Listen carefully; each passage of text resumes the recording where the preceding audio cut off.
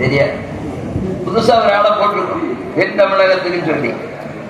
தென் தமிழக அமைப்பாளர் திரு ராக்கோ ராமச்சந்திரன் செங்கேஸ்வரி.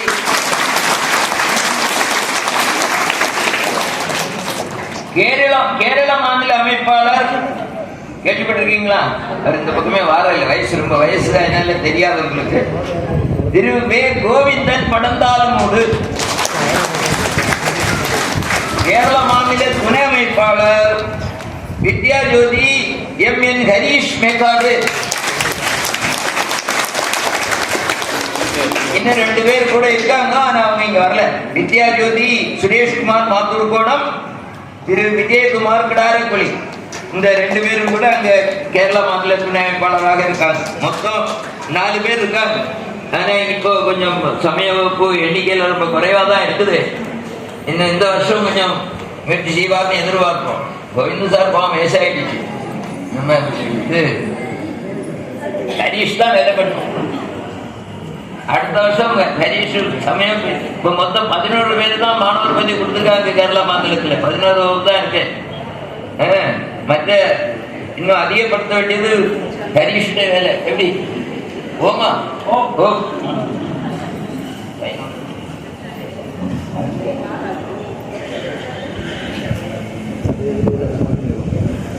அடுத்து நம்முடைய தமிழ் மாநில அமைப்பாளர் அவங்க வட தமிழகத்தில் உள்ளவங்கிட்ட இதை அறிவிப்பாங்க. இந்த இதை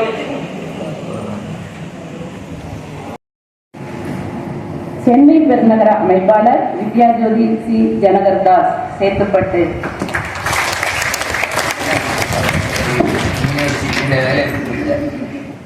துணை அமைப்பாளர்கள் திருமதி சே கிரிஜா ரவீந்திரன் சோமங்கலம்,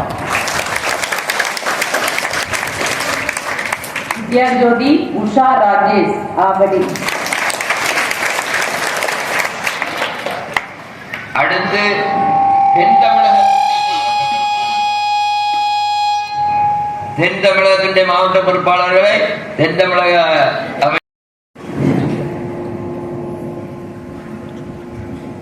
வணக்கத்திற்கும் போற்றுதலுக்குரிய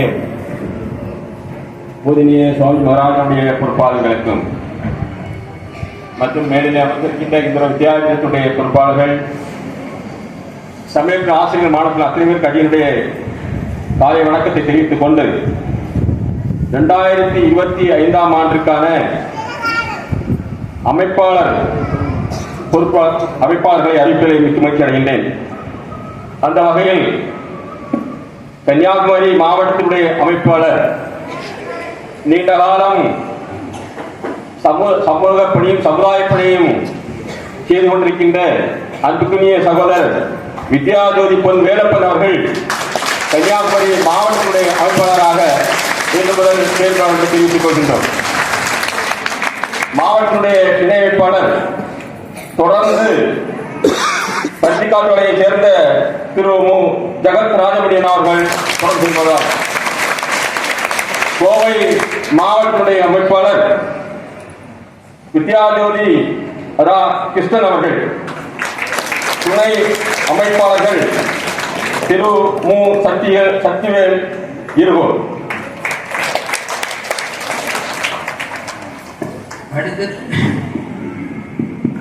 அடுத்து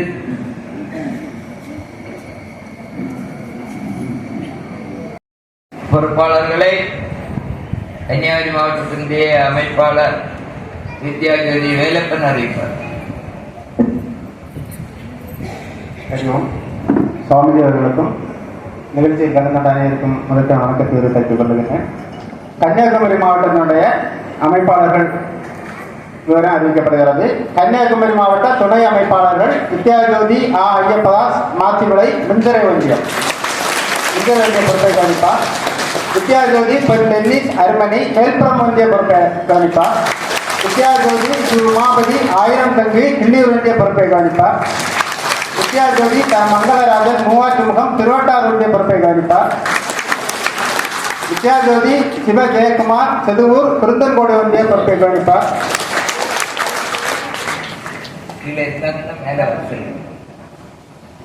பொறுப்பாளர்கள் பெயர் வாசிக்கும் போது கீழே இருப்பவர்கள் மேலே மேடையில் வரும்படி கேட்டுக்கொள்கிறோம். மாவட்ட பொறுப்பாளர்கள் மேடைக்கு வரணும்.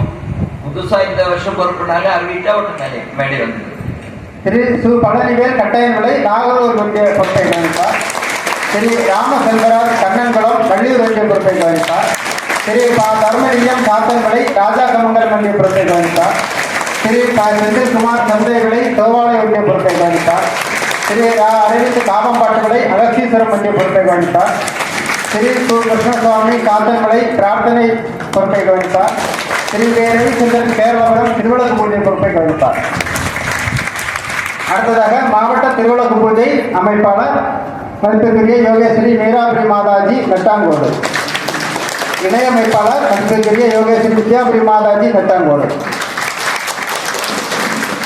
திருவிளக்கு பூஜை துணை அமைப்பாளர்கள் வித்யாஜோதி சாந்தி மணிகண்டன் வைகுண்டபுரம், வித்யாஜோதி விலாசினி வில்சன் குமரகிரி, திருமதி லதா ரங்கராஜன் இடையன்மலை.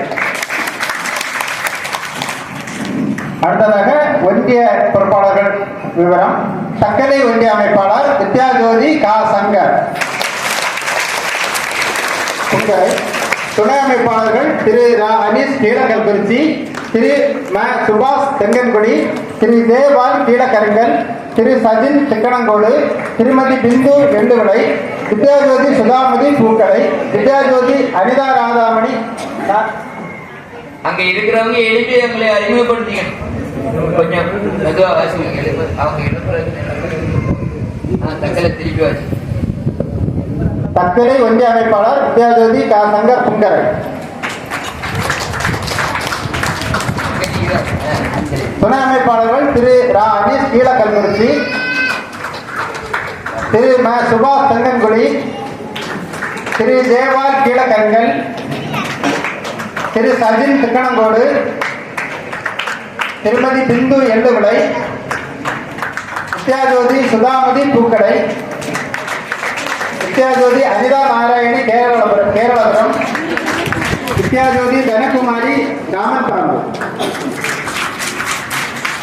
குருந்தன்கோடு ஒன்றிய அமைப்பாளர் திரு டி மனோகரன் வடக்கன் பாகம். துணை அமைப்பாளர்கள் திரு பே முருகன் களிமார், திரு பி சிவசுப்பிரமணியன் குருந்தன்கோடு, திரு ஆர் கே கோகுலன் திருவிடைக்கோடு, திரு கோ சந்திரசேகர் மணவாளக்குறிச்சி, திருமதி டி ஜெயந்தி உரப்பனவிளை, வித்யாஜோதி சீலா சிவகுமார் மெட்டாங்கோடு, வித்யாஜோதி சந்தியா பரப்பெற்று, வித்யாபூஷன் ஜெனிசா நாகராஜன் பறையமுலை. திருவட்டார் ஒன்றிய அமைப்பாளர் திரு ஜி பிரதீபன் சாலியத்தெரு. துணை அமைப்பாளர்கள் திரு அசோக்குமார் திருவட்டார், திரு தினேஷ் அரியாம்பக்கோடு, திரு முருகன் திருவட்டார், திரு பாபு சித்திரங்கோடு, திரு ஆதிராம் கழுவந்திட்டை, திரு அபிஷேக் பிலிப்பனம், வித்யாஜோதி மகேஸ்வரி பாபு சித்திரங்கோடு, வித்யாஜோதி அபிஷா சுரேஷ் குட்டைக்காடு. கிள்ளியூர் ஒன்றிய அமைப்பாளர் திரு எல் கே செந்தில்குமார் சித்திலாந்தோட்டம். துணை அமைப்பாளர்கள் திரு ரா சுபின் குறுந்தோட்டி விளை, வித்யாஜோதி மனோகரன் கமகண்டோர், திரு டெவின்குமார், திரு யதீஷ் நெடுவிளை, திரு ஆனந்த் உண்ணாமலை கடை, திரு சதீஷ்குமார் இடவளாகம், வித்யாஜோதி உஷா ஜெயசேகர் பாரவிளை, வித்யாபூஷன் ரெஜிதா அதிபன் பெருங்குளங்கரை. முந்திரை ஒன்றிய அமைப்பாளர் வித்யாஜோதி சி முருகேசன் மாராயபுரம். துணை அமைப்பாளர்கள் திரு பா சுபாஷ்குமார் கண்டாரிமோடு, திரு என் ரமேஷ்குமார் அதங்கோடு, திரு ஸ்ரீ ராஜேஷ் அதங்கோடு, திரு மா முருகன் காட்டுவிளை, வித்யாஜோதி மு ரகு குன்னத்தூர், வித்யாஜோதி த சுரேஷ்குமார் தவட்டவிளை, வித்யாஜோதி செரீனால் ராஜமணி வேங்கவிளை, வித்யாஜோதி அனிதா தேவராஜன் சாத்தங்கோடு. மேல்புறம் ஒன்றிய அமைப்பாளர் வித்யாஜோதி ரா அஜயன் சாஸ்தான்குளம். துணை அமைப்பாளர்கள் திரு த ரமேஷ் சிதரால், திரு எஸ் டி சுபின் சிதரால், திரு நவநீத கிருஷ்ணன் ஆறுவிளை, திரு சுதீஸ்வரன் அளப்பன்கோடு, திரு எல் சைது முளமூட்டு விளை, திரு ஆர் ரெஜின் அளப்பங்கோடு, வித்யாஜோதி அனிசா சைது முளமூட்டு விளை, திருமதி விஜி ஜான் கொல்லக்குளம். நாகர்கோவில் மாநகர அமைப்பாளர் திரு ப கிருஷ்ணகுமார் கல்லன்குமார் விளை. துணை அமைப்பாளர்கள் திரு ரா சு திருநாவுக்கரசு பெரிய விளை, திரு திருஞான சம்பந்தன் சரக்கன் விளை, திரு விஜயன் புத்தன் முகிலன் விளை, திரு ராகுல் பள்ளி விளை, திருமதி சரஸ்வதி செல்வகுமார் கோவில் விளை, திருமதி செல்வவதி பெருவிளை, திருமதி ஹேமா வாத்தியார் விளை, திருமதி வினோதினி தங்கேஸ்வரன் மிகிலன் விளை. ராஜகமங்கலம் ஒன்றிய அமைப்பாளர் வித்யாஜோதி பொன் ஐயப்பன் பாம்பன் விளை. துணை அமைப்பாளர்கள் திரு சு செல்வராஜ் கீழப்பெருவிளை, திரு ஏ திருச்செந்தில் திரவியம் காரவிளை, திரு ஆ ஜெயபாபு வடக்கு சூரங்குடி, திருமதி அனுசுயா சுரேந்திரன் பெருஞ்செல்வவிளை, வித்யாஜோதி கலைச்செல்வி மேல சங்கரன்குடி, வித்யாஜோதி கலையரசி அருணகிரிநாதன் புதூர், திரு ராஜன் அவத்தங்கரை, திரு அபிஜித் ஞானோடு. அகஸ்தீஸ்வரம் ஒன்றிய அமைப்பாளர் திரு ரா சோபன் பிரபு குமாரபுரம் தோப்பூர். துணை அமைப்பாளர்கள் திரு நாம மனோகரன், திரு அனந்தகிருஷ்ணன், திரு மணிகண்டன், திருமதி முத்துகிருஷ்ணவதி இளந்தேடி விளை, திருமதி சிவந்தி சுவாமிநாதபுரம், திருமதி ராணிபாய். தோவாளை ஒன்றிய அமைப்பாளர் திரு ரே மார்டின் குமாரபுரம் தோப்பூர். துணை அமைப்பாளர்கள் திரு ரமேஷ் கடிகாரன்கோணம், திரு ஏ சிவவேலன் எட்டாமலை, திரு சௌந்தரராஜன் ஆரல்வாய்மொழி, திரு அருண்குமார் சந்தை விளை, திருமதி சுஜித் பவித்ரா சந்தை விளை, திருமதி சுசீலா இளச்சக்குளம். பன்னீர் ஒன்றிய அமைப்பாளர் திரு செந்தில்ராஜன் கண்ணன்குளம். துணை அமைப்பாளர்கள் திரு சு வேல்ராஜ் கண்ணன்குளம், திரு முருகேசன் கண்ணன்குளம், திரு த மோகன்ராஜ், திரு த சரவண ஜெயந்தன், திரு பே ஆகாஷ்குமார், திரு க முத்துகிருஷ்ணன், திரு ஜே பேரரசு, வித்யாஜோதி கிருஷ்ணகுமார் செட்டிக்குளம். வித்யாஜோதி கிருஷ்ணகுமாரி செட்டிக்குளம். நன்றி. அப்படின்னு சொல்லி தசரதர் சொல்றார். நாட்டில எல்லாம் விழா கோலம். முந்தின நாள் சாயங்காலம் சொல்றாங்க, கையை கூப்பிட்டு தசரதர் சொன்னார், நீ காட்டுக்கு போகணும், பரதன் நாடாளணும் சொல்லி. நியாயமா இது? நம்ம என்ன பண்ணிருப்போம்? நம்மதான் பொங்கி எழுந்திருப்போம். ஆனா ராமர் சொன்னார், ராமர் இந்த நேரத்துல சொன்ன வார்த்தை ரொம்ப முக்கியம். என்ன சொன்னார் அப்படின்னு சொன்னா, அம்மா தசரதர் அப்பா சொல்லித்தான் போடுமா, நீ சொன்னாலே போவேனே. கைகை சொல்றார், தசரதர் நீ 14 வருஷம் காட்டுக்கு போகணும்னு சொல்லியிருக்காருன்னு சொல்றாங்க. அவ சொன்னதா நீ ஏன் சொல்ற? நீ சொன்னா போதுமே, நான் போயிடுவேன், அவ்வளவுதானே. அப்போ அவருடைய முகம் எப்படி இருந்ததுன்னு கம்பர் சொல்றார். அரசாட்சி உனக்கு பட்டம் அளிப்பு விழா, பட்டம் நடக்கிறது கிடைக்குதுன்னு சொல்லும் போது, பட்டம் இல்லைய காட்டுக்கு போன்னு சொல்லும் போது அவருடைய முகம் எப்படி இருந்துதான்? எப்படி? சித்திரத்தில் அலர்ந்த தாமரை போல். சாதா தாமரை என்ன ஆகும்? பாடும். சித்திரத்தில் உள்ளது பாடாது. அப்படி இருந்துதான் 2 நேரம். நம்ம அப்படி இருப்போமா? ஒரு புது மட்டும் இல்லை, வித்யாஜோதி பட்டம் கிடைக்கும் போது பட்டம் அளிப்பு விழா இல்ல தப்புதான் போட்டு மார்க் என்னால கிடையாது சொன்னோம்னு வச்சுக்கோங்க. சித்திரத்துல இருந்த செந்தாமரை போல இருக்குமா நம்முடைய முகம்? என்னமா கேட்கல? சொல்ற சாமியை எப்படியா பிடிச்சு கழிச்சு தின்னுடுவோம். அப்போ பொறுப்புங்கிறது நாம ஞாபகம் வச்சுக்கணும். இது பதவி இல்லை. பொறுப்புள்ளவங்க மட்டும்தான் வேலை செய்யணுமான்னு இருக்கு கிடையாது. எல்லாரும் வேலை செய்யணும், எல்லாரும் சேர்ந்து வேலை செய்யணும். ஏன்னா இந்த வேலை யாருடைய வேலை? யாருடைய வேலை? நம்முடைய வேலை. நம்ம வேலை செய்யறோம். நம்ம வேலை செய்யறது பொறுப்பு தந்தா தான் வேலை செய்யணும் இருக்காங்க. இப்ப நம்ம வீட்டுல ஒரு கல்யாணம் நடக்குது, பொறுப்பு தந்தா தான் போய் வேலை பண்ணணும்னு இருக்காங்க இல்லையா? நம்மளும் பண்ண வேண்டியதானே. யாரை கூப்பிட்டு சொல்லுவாங்க இந்த பொறுப்பு இருக்கு அதனால போய் வேலை செய்யணும்னு சொல்லுவான். நம்ம வீட்டு கல்யாணம் நம்ம தான் வேலை செய்யணும் இல்லையா? அந்த விழாவை எப்படி சிறப்பாக நடத்தலாம் அப்படின்னு கற்பனை பண்ண வேண்டியது, அதுக்கு முடிவு பண்ண வேண்டியது நாம தான். அதனால நம்முடைய வேலை இது சமய வகுப்பு எல்லா இடத்துலையும் திறம்பட நடக்கணும். எல்லா ஊர்லையும் சமய வகுப்புக்கு நிறைய மாணவர்கள் அந்த ஊருடைய மொத்த ஆட்களையும் அந்த சமய வகுப்பு நடக்கிற நேரத்தில் அங்க கொண்டு வரணும் அப்படிங்கிற உணர்வை ஊட்ட வேண்டும். நிறைய ஊர்ல சமயம் இல்லாம இருக்கு, அந்த ஊர்ல எல்லாம் சமயம் தொடங்கணும். அதுக்கு என்ன பண்ணாலும் ஆலோசிக்கணும். இல்ல எனக்கு அதனால நான் வீட்டிலே சாப்பிட்டு தூங்குவேன். நஷ்டம் யாருக்கு? யாருக்கு நஷ்டம்? அவர் தூங்குறவங்களுக்கு தான் நஷ்டம். போனா நான் குளத்துல போய் குளிக்க போனான். குளத்துல இவன் போகும்போது பயங்கரமா காற்று அடிச்சு அலை அடிச்சுதான். அலை அடிச்சது பயங்கரமா அலை அடிக்குது. தண்ணி வந்து அமைதியா இல்ல, குளம் அமைதியா இல்ல. குளம் என்ன மதிக்கல. அதனால நான் என்ன பண்ண மாட்டேன், குளிக்க மாட்டேன். இப்ப குளத்திட்ட கோவிச்சுட்டு குளிக்காம இருந்தா யாருக்கு நஷ்டம்? குளத்துக்கு நஷ்டம் இருக்கா? இல்ல. வித்யாபீடத்துல வேலை செய்யலையாட்டா நஷ்டம் யாருக்கு?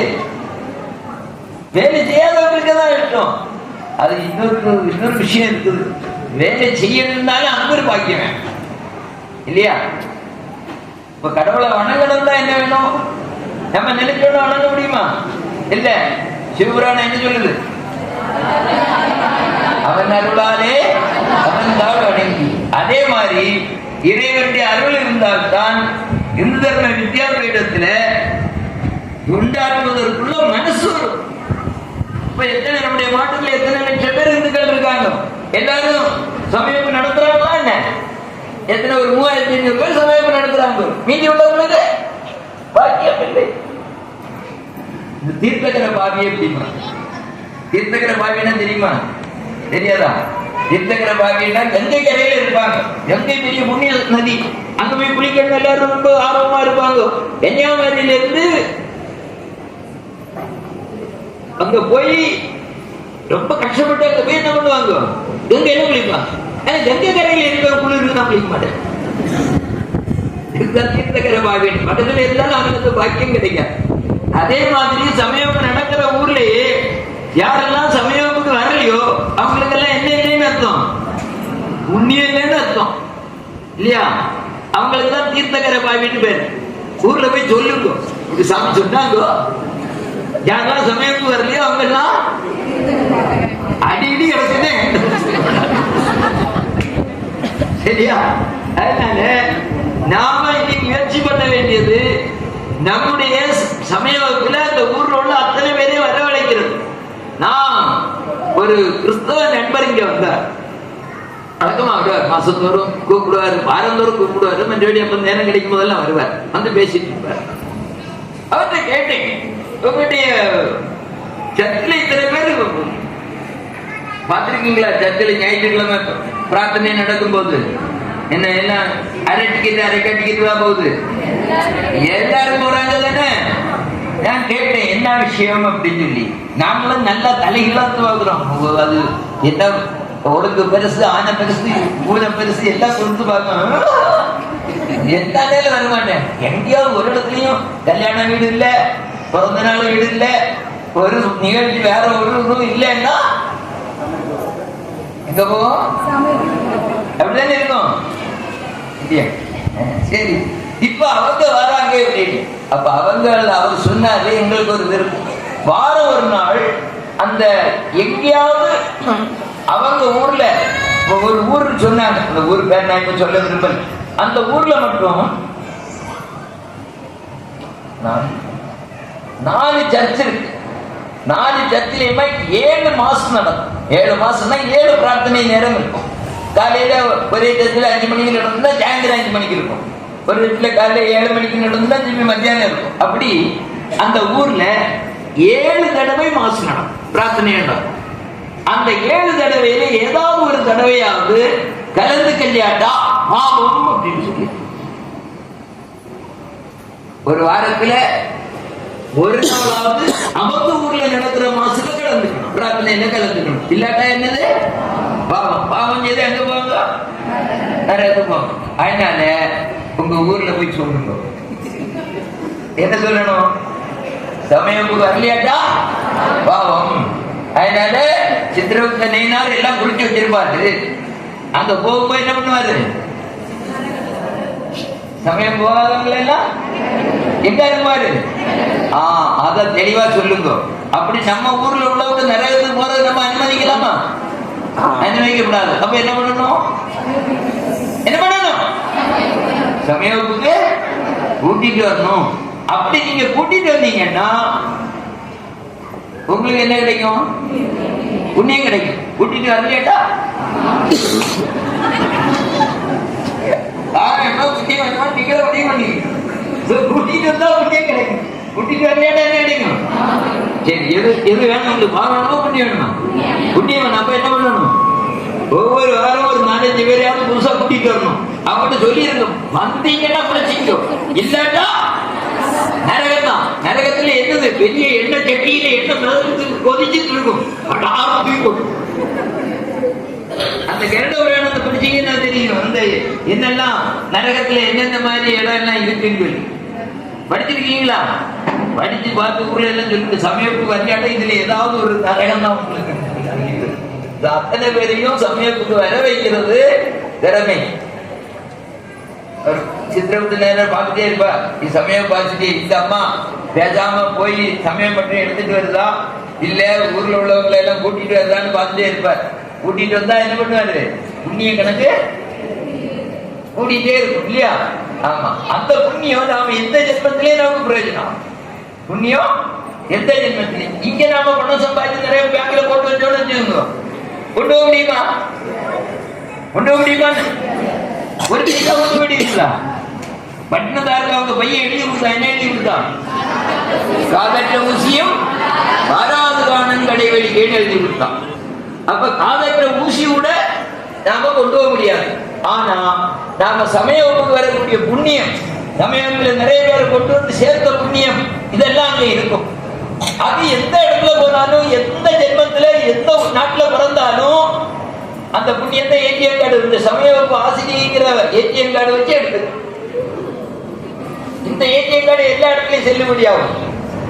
இப்ப ஸ்டேட் பேங்க் ஆஃப் இந்தியாவில் கொடுக்கக்கூடிய ஏடிஎம் கார்டு இங்க மட்டும்தான் செல்லுபடி ஆகும். இங்க விட்டுட்டு போன பிறகு அங்க போய் சொர்க்கமா நரகமாக வச்சுங்க, அங்க போய் சொல்ல முடியுமா? அங்க இந்த ஏடிஎம் மிஷின் அங்க இல்லை. ஆனா சமயவகுப்பு ஏடிஎம் மிஷின் எல்லா இடத்துலயும் இருக்கு. அதனால என்ன பண்ணணும்? சமயத்துக்கு ஒழுங்கா போய் வகுப்பு ஒழுங்கா எடுக்கணும். சமயத்துக்கு நிறைய பேரை கூட்டிட்டு வரணும். இப்போ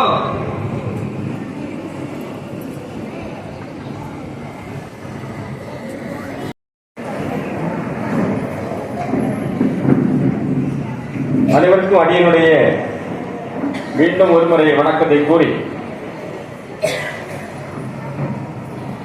சமீபத்தில் ஒரு யூடியூப்ல வந்த ஒரு விஷயம், அதாவது ஒரு ஆள் பேட்டி இருக்கிறார். பாரதம் எதை நோக்கி சென்று கொண்டிருக்கிறது அப்படின்னு பேட்டி கொடுக்க முடியாது. கம்யூனிஸ்ட் கட்சியை சேர்ந்தவர் மணி, உங்களுக்கு தெரியும் நினைக்கிறேன், மணி வரார்.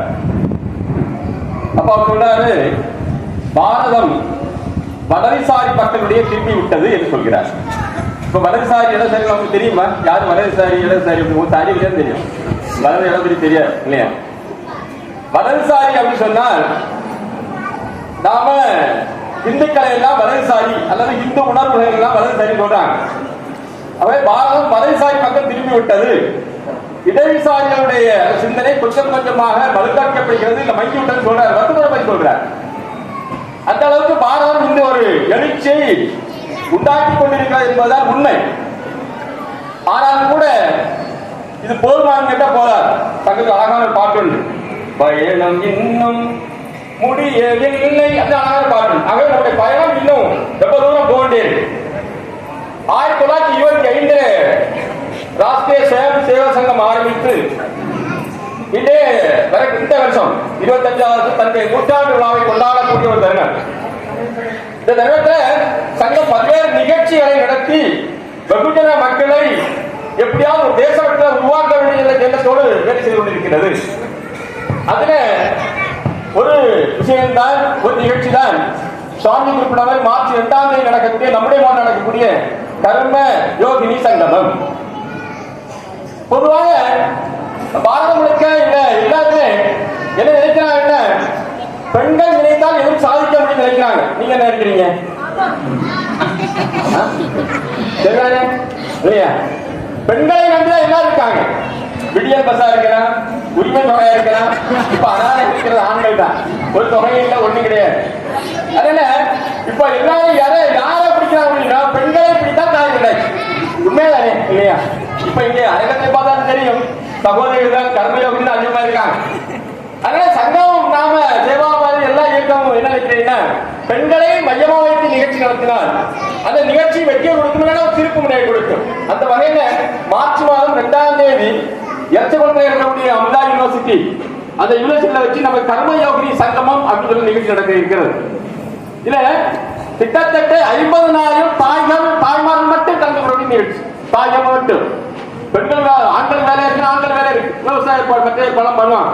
50,000 தாய்மார்கள் இந்த நிகழ்ச்சியில கலந்து கொள்ள வேண்டும் என்று நாம அந்த வேலை செய்திருக்காங்க. கிட்டத்தட்ட 5-6 மீட்டிங் முடிஞ்சாச்சு.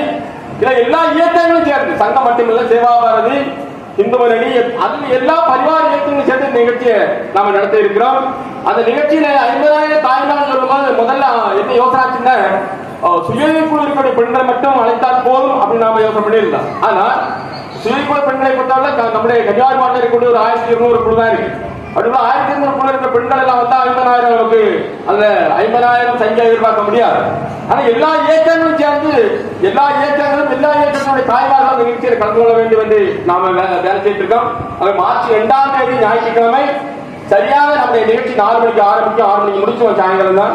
ஆனா எல்லாரும் அந்த நிகழ்ச்சியில் நாம் கலந்து கொள்ள வேண்டும். உங்களுக்கு எல்லாம் அழைப்புகள் கிடைக்காம கிடைக்க வாய்ப்பு இருக்கிறது. நாம் எல்லாரும் கூட எங்கெங்க நம்முடைய பரிவார இயக்கங்கள் பயிற்சி நடக்குது எல்லாம் பார்க்கணும். உங்களை எல்லாம் நம்முடைய சங்கத்துடைய பொறுப்பாளர், சேவார் பொறுப்பாளர் சந்திக்க வருவாங்க. அவை மார்ச் 2ஆம் தேதி நடக்கக்கூடிய நிகழ்ச்சியில் அத்தனை பேர் கலந்து கொள்ள வேண்டும் என்று அன்போடு கேட்டுக்கொண்டு, எனக்கு புதுசா பொறுப்பு அறிவிச்சிருக்காங்க. 1925 சங்கம் ஆரம்பித்து நாடு முழுக்க பல்வேறு மாற்றங்களை உருவாக்குற மாதிரி 1940 நம்முடைய விவேகானந்த ஆசிரமம் ஆரம்பிக்கப்பட்டது. இன்னைக்கும் பாத்தீங்கன்னா நம்முடைய கன்னியாகுமரி மாவட்டம் மட்டுமல்ல, பக்கத்துல திருநெல்வேலி இல்லைன்னா திருவனந்தபுரமா இருக்கலாம், இல்லைன்னா கோயம்புத்தூரா இருக்கலாம், ஈரோடா இருக்கலாம், சென்னை, இப்படிப்பட்ட பல்வேறு மாவட்டங்களை நம்முடைய சமயப்படி நடந்து கொண்டிருக்கிறது. ஆனாலும் கூட நம்முடைய சமயப்படி எல்லா மாவட்டங்களிலும் சுவாமி சொன்னாங்க, எல்லா ஊர்களிலும் நாம நடத்தலாம். ஏன் சொன்னா, உண்மையிலேயே கன்னியாகுமரி மாவட்டத்தில் இந்த சமயப்படி வித்தியாசம் செய்யக்கூடிய இந்த பணியினால பல்வேறு மாற்றங்களை நாம் நடத்தி கொண்டிருக்கிறோம், பல்வேறு மறுமலர்ச்சியை உருவாக்கி கொண்டிருக்கிறோம். இது உண்மை. அது நமக்கு தெரியாது, நமக்கு என்ன தெரியாது. இந்த மாதிரி பெரிய மாற்றத்தை உருவாக்க காரணம் நீங்க தான். ஒவ்வொரு ஆசிரியருடைய பங்களிப்பு இருக்கு. அதே கன்னியாகுமரி மாவட்டம் நிறுத்தினா போதுமானு கேட்ட போதா இல்லையா? அதனால பல்வேறு மாவட்டங்களிலே இந்த பணிகளை செய்ய நீங்க நமக்கு என்ன தொடங்கட்டே இருக்கு. இப்ப நீங்க நினைச்சா முடியும் அப்படிங்கிறாரு. இது என்னால முடியாது அப்படின்னு கேட்குங்க, என்னால இது முடியாது அப்படின்னு யாரா இருக்கீங்களா? தெளிவா சொல்கிறார், முடியும் என்று முயற்சி செய், முடியாது என்று முடிவு செய்யாதுன்னு சொல்கிறார். அதை நாம எல்லாம் முயற்சி பண்ணா முடியும். அதே பல்வேறு மாவட்டங்களிலே இந்த சமயப்பணியை நாம கொண்டு போகணும். அங்கே கன்னியாகுமரி எப்படி ஒரு மாற்றத்தை உருவாக்கி இருக்கிறோமோ அந்த மாதிரி மாற்றத்தை எல்லா மாவட்டங்களிலும் உருவாக்க வேண்டும். அப்ப யார் உருவாக்கணும்? யார் சமயப்படுப்பா? யார் இந்து தர்ம வித்தியாசத்துல பணி எடுப்பாங்க? நம்ம சுவாமி புதுநிலை சுவாமி அங்க வரணும், அங்க ஒரு ஆசிரமத்தை வைக்கணும், அங்க சமயப்படுங்க. அப்படி நினைக்கிறீங்க நீங்க?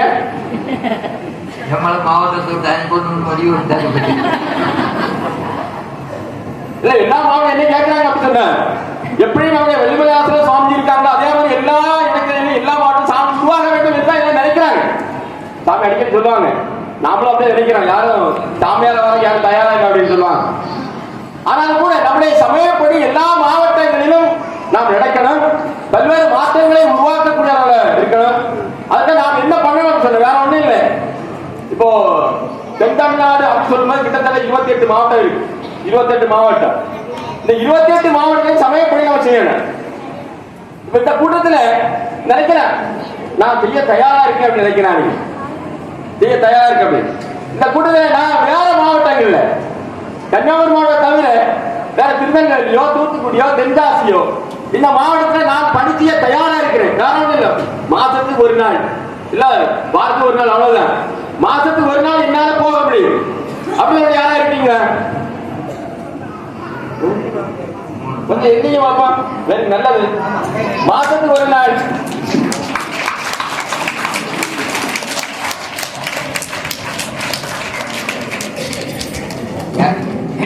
ஏதாவது ஒரு நாள் பேர் எழுதி பேர் சொல்லிட்டு இருக்காரு.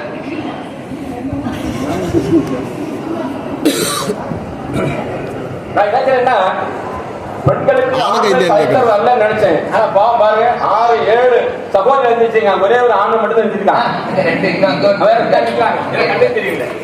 தெரியல தூணுக்கு அந்த பக்கம் நிற்கிறேன்.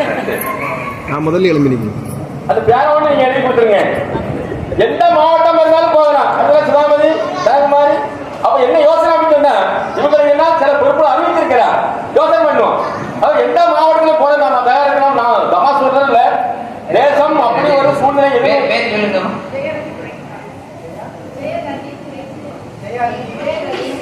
எந்த ஊரு? மருதம்பாறை.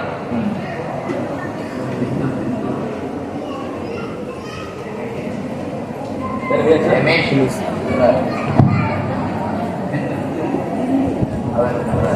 ஏபார்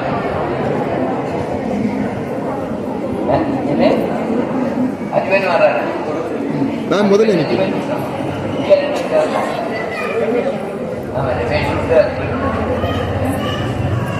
என்ன விசேஷம்னா அவருக்கு தென் தமிழகம் விட்டுட்டு இப்ப திருநெல்வேலியை பார்க்க சொல்லியிருக்கு. எல்லா இடத்துலயும் ஒரே நேரம் நாம போகணும்னு இல்லை. இப்ப நம்முடைய இலக்கு திருநெல்வேலி மாவட்டத்தை நம்ம மாவட்டம் மாதிரி கொண்டு வரதா இருந்தா போதும். திருநெல்வேலி மாவட்டத்துல அதிக கவனம் கொடுக்கணும். மாசம் ஒரு நாள் திருநெல்வேலி மாவட்டத்துல போய் நாம வேலை செய்தோம்னா திருநெல்வேலி மாவட்டத்தை சரி பண்ண முடியும். இன்னொரு விஷயம், இப்ப நம்முடைய வள்ளியூர் ஒன்றியத்தில் எத்தனை சமயம் இருக்குது? 15 சமயம் இருக்கு. அது கன்னியாகுமரி மாவட்டத்தோட சேர்த்து வச்சிருக்கோம். ஆனா அது எந்த மாவட்டம்? அது திருநெல்வேலி மாவட்டம். அதனால அந்த திருநெல்வேலி மாவட்டத்துல அதிகம் கொண்டு வந்துட்டோம்னா வள்ளியூர் ஒன்றியம் எங்க போயிடும்? திருநெல்வேலி மாவட்டத்துக்கு போயிடும். அங்க ஒரு நல்ல ஒரு கட்டமைப்பு உருவாக்க முடியும். வள்ளியூர் ஒன்றியத்தில் இருக்கக்கூடிய பொறுப்பாளர்கள் கூட இன்னும் கொஞ்சம் கூட அதிக கவனம் கொடுக்கலாம். செந்தில்நாதன் கொஞ்சம் பேர் உருவாக்க முயற்சி பண்ணுங்க. ஆர்கேக்கு உதவி பண்ணுங்க. திருநெல்வேலி மாவட்டம் நம்ம கையில் எடுத்தாங்க. சரியா? பொதுவாக நாம எல்லாம் வேலை செய்யறதுக்கு என்ன வேணும்? மனசு வேணும். சரிதானே? சொல்ல சரிதானே? மனசு வேணும். இப்போ உங்களுக்கு மனசுக்கு யாரு வேணும் சொல்லுவாங்க. ஏன்னா எல்லாருக்கும் மனசு இருக்கு. வேலை செய்யறீங்க. ஒரு முகாம்ல போயிருந்தேன். அதை மட்டும் சொல்லி மனசு இருந்தா போதாது, செய்யக்கூடிய மனசு வேணும். மனசு எல்லாம் இருக்கு. வேலை செய்ய மனசு இருந்தாலும் நம்மள வந்து சரிதானமா இல்லையா? சமீபத்தில் ஒரு முகாம் போயிருந்தேன். அங்க ஒரு அம்மா வந்து சரஸ்வதினு பேரு.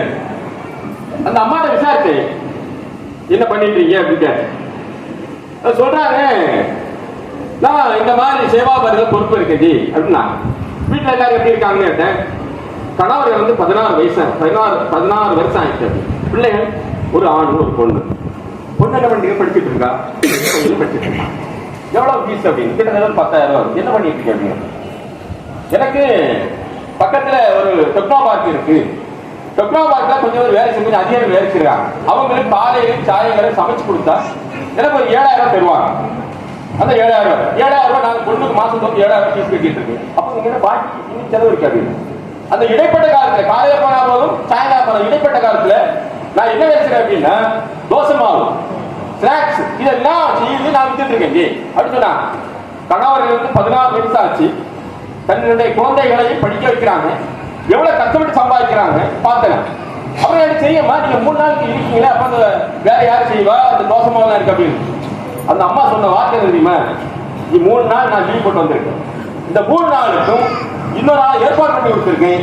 எனக்கு வரக்கூடிய 3 நாள் சம்பளத்தை அந்த அம்மாவுக்கு சொன்னேன். மனசு பாருங்க. எனக்கு இன்னைக்கு 3 நாள் முகாமில் இருக்குது, 3 நாள் எனக்கு இருக்க சம்பளத்தை நான் தான் கொடுப்பேன். நான் 3 நாள் முகாமில் இருக்கு. அது சொல்றாங்க, எனக்கு பிள்ளைகள் செட்டில் ஆயிடுச்சுன்னா படிச்சு வேலை ஆயிடுச்சுன்னா முழு நேரமா நானும் தயாரா இருக்குன்னு சொன்னா உண்மையிலே ஆச்சரியமா இருக்கு. அப்படியே ஒரு சகோதரி சொல்லும் போது எவ்வளவு பெரிய தியாகம். கணவன் கிடையாது, பிள்ளைகளை படிக்க வைக்காங்க, கூலி வேலை செய்யறாங்க, 3 நாள் தங்கி இருந்து முகாமில் இருக்காங்க. ஆனால் சொல்றாங்க, என்னுடைய பிள்ளை நல்ல செட்டில் ஆயிட்டானா நான் முழுமையா குடும்பத்தை விட்டு சமுதாயத்தில் படிய தயாரா இருக்குன்னு சொன்னாங்க. நம்ம அப்படி மனசு நமக்கு வேணும். ஆகவே நாடு முழுக்க சமுதாய பணி இந்து சமுதாய பணி சொன்னா நாம என்ன தியாகம் செய்யக்கூடிய மனப்பான்மை இருக்கணும்.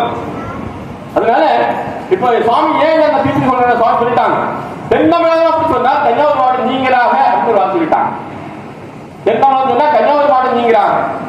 உங்களுக்கும் சென்னைக்கும் ஒரு போட்டி அப்படின்னு சொன்னீங்க சாமி. சென்னை மாநிலத்துக்கு சென்னை அதாவது தமிழ்நாட்டுக்கும் தென்னநாட்டு போட்டி வைக்க போறாங்க. இந்த போட்டியில கன்னியாகுமரி மாவட்டம் அடங்காது. கன்னியாகுமரி மாவட்டம் நீங்களாக மற்ற மாவட்டங்கள்ல நீங்க எவ்வளவு சமயம் கொண்டு போறீங்க அவ்வளவு சவால் கொடுத்துருக்காங்க. அந்த சவாலை வெற்றி வரணும்னா யார் தேவை? நீங்க என்ன வந்தாதான் சவாலை வெற்றி வர முடியும். ஆகவே நாமெல்லாம் தியாகம் செய்வதற்கு தயாரா இருக்க வேண்டும். மற்ற மாவட்டங்களில் நம்முடைய சமயப்படி போக வேண்டும். இன்னொரு விஷயம், இப்ப எங்க வர முடியாதுன்னு வச்சுக்கோங்க, வீட்டுக்காரர் சும்மா தான் இருப்பார். பள்ளி வீடுகள்ல பேப்பர் பிடிச்சிட்டு வாட்ஸ்அப் பார்த்துட்டு அப்படிதான் இருப்பாங்க. இவ்வளவு கூட நீங்க வீட்டுல போய் மச்சான் சும்மா தான் இருக்கீங்க, நீங்க சின்ன வெளியே போயிட்டு வாங்க, இந்த தூத்துக்கு போயிட்டு சொல்லாம சொல்ல விடாத. பல வீடுகள்ல அப்படியே நடக்கிற சம்பவம். யார் நாம சொல்லும் போலதான் வீட்டுக்காரருக்கு அப்ப நான் நினைக்கிறேன். அதனால இப்படிப்பட்ட வீடுகள் பல ஆண்கள் இருக்கு. அதனால சும்மா இருந்தா நமக்கு என்ன கஷ்டம். பொதுவா நான் ஒண்ணு, அதாவது வீடு இருந்தா ஒரு கணவனும் மனைவி வீடு இருந்தா பிரச்சனை குறவு இருக்குமா?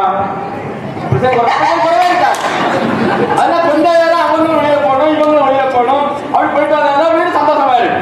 அதனால இப்படிப்பட்ட வாட்ஸ்அப் பார்த்துட்டு தொலைக்காட்சி பார்த்துட்டு கூடிய ஆண்கள் இருப்பாங்க. வீட்டுல போய் அப்படிப்பட்ட ஆண்கள் இருக்கும்போது நீங்க அவங்கள பார்த்து பேசி 30 போயிட்டாங்கன்னு சொல்லுங்க. அவங்க நம்பரை கொடுங்க, நாம கான்டாக்ட் பண்ணோம். ஆகவே நாடு முழுக்க நம்முடைய சமூகப்படி சென்றடைய வேண்டும், சமயப்படி சென்றடைய வேண்டும். அதுல 1940 நம்முடைய ஆசிரமம் ஆரம்பித்தது.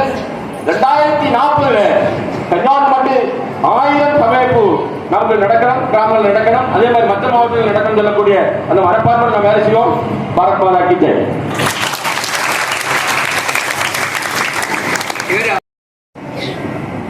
திருநெல்வேலி மாவட்டத்துல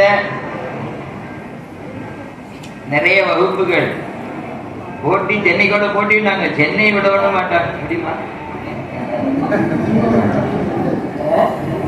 200 டார்கெட் வச்சிருக்காங்க. எனக்கு திருநெல்வேலி மாவட்டத்துல 100 வந்தா எப்படி செந்தில்நாத பண்ணலாம். சரி, ரைட். எல்லாம் நேரே பாருங்க.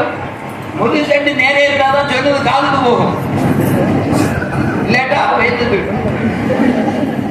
இப்போ நம்முடைய அழைப்பை ஏற்று நமக்கெல்லாம் ஆசி வழங்குவதற்காக கேரளா ஹரிப்பாடு என்கிற இடம் நம்முடைய திருவனந்தபுரத்திலிருந்து ஒரு 125 கிலோமீட்டர் தள்ளி இருக்கு. அந்த சுவாமி அங்கு உள்ள ராமேஸ்வரம் மடத்தினுடைய தலைவர் சுவாமி இங்க வந்திருக்காங்க. ஆலப்புழை மாவட்டம் ஹரிப்பாடுங்கிற இடத்துல இருக்கக்கூடிய ராமேஸ்வரம் மடத்தினுடைய சுவாமி ஸ்ரீமத் சுவாமி வீரபத்ரானந்தஜி மகாராஜ் அவங்க நமக்கு இங்க வந்திருக்காங்க. அவங்களுக்கு உங்களை எல்லாம் பார்த்தோன்னு அவங்களுக்கு ரொம்ப சந்தோஷம். இத்தனை பேர் வந்திருக்காங்க. இதே மாதிரி எங்க பகுதியிலையும் கொண்டு வரணும் அப்படின்னு சொல்லி ரொம்ப ஆர்வமா இருக்காங்க.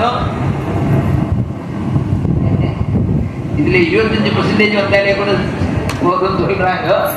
அவங்களுக்கு நாம இங்க இருந்து போய் ஏற்பாடு பண்ண முடியுமான்னு கேட்டிருக்காங்க. நம்ம கேரள அமைப்பாளர் நம்ம சொல்லியிருக்கோம், கேரள அமைப்பாளர் அதுக்கு வேண்டிய ஏற்பாடுகள்லாம் பண்ணுவாரு.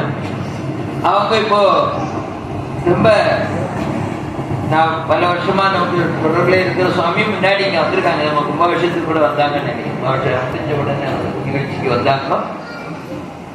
ராமேஸ்வர பக்தர்கள் மாநாட்டில் பேசி அங்க உள்ள இன்னைக்கு இப்போ பக்தர்கள் மாநாட்டில் போயிட்டு நேரே இங்கதான் வராங்க. அவங்க வழிபாடு போகல, நேரே நம்முடைய நிகழ்ச்சிக்கு தான் வந்திருக்காங்க. நல்ல சாது நமக்கு ஆசியுரை வழங்குமாறு அவங்களுடைய பாதம் பணிந்து கேட்டுக்கொள்கிறேன். रामरूपाय द्वापरे कृष्णमूर्तये कलौ पूर्णावताराय रामकृष्णाय ते नमः.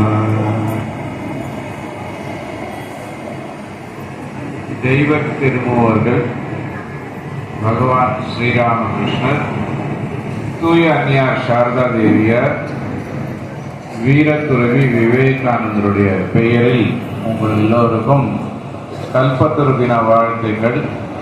இந்த 2025ஆம் ஆண்டு உங்கள் வாழ்க்கை மிகவும் மங்களகரமாக சுபமாக நடந்து உங்கள் மூலமாக மற்றவர்களுக்கும் நன்மையை உண்டாகட்டும் என்று நான் பிரார்த்திக்கிறேன். இந்த மடத்தை யார் துவக்கி வைத்தார்? ஒரு கார்ட்லெஸ் மைக் இருக்காங்க, அதே ரெடியா வைங்க. அப்படியா? சரி. ஏன்னா எனக்கு ஒரு பழக்கம் இருக்கு, அந்த பழக்கம் இங்க வெற்றிகரமாக நடக்க தேவையில்லைன்னு நினைக்கிறேன். நான் பேசும்போது எனக்கு ஒரு தடவை பேசும்போது ரொம்ப சொன்னாங்க, சாமி உங்க பேச்சு கேட்க வந்து அந்த ஆரோக்கியம் நல்லா இருக்கு அப்படின்னாங்க. எப்படின்னு கேட்டேன். வீட்டில் பல பிரச்சனைகள், தூங்க முடியாம இருந்தது. உங்க பேச்சை புகப்பக்கு வருக ஒரு 15 நிமிஷம் ஆன உடனே நல்ல தூக்கம் வரும். 4 மாசமா நல்ல ஆரோக்கியம் சிறப்பாக அதனால ஒரு கார்ட்லெஸ் மைக்கை வச்சு தூங்காத கேட்பாளர்களாக நான் கேள்வி கேட்டுட்டே இருக்கேன். இங்கே அவ்வளவு தேவையில்லை.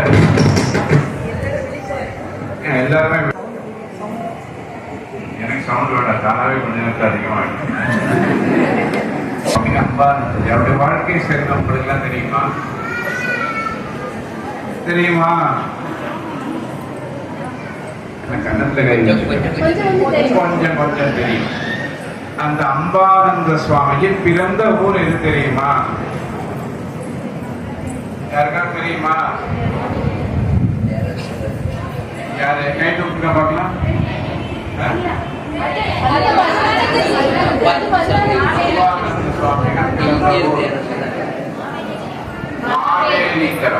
அங்க இருந்து ஒரு பிரம்மச்சரியை இங்க நான் அனுப்பிச்சிருந்த மகாராஜ் சன்னியாசம். அவங்க எங்க இருக்காங்க? பக்கத்து ஊர்ல எங்கேயோ மடத்துல இருக்காங்க. அந்த அம்பானந்தஜி பிறந்த ஊர்ல இருந்து நான் இருக்கிற இடம் ஹரிப்பாடு. சுமார் ஒரு 12-15 கிலோமீட்டர் தூரத்துல இருக்கு.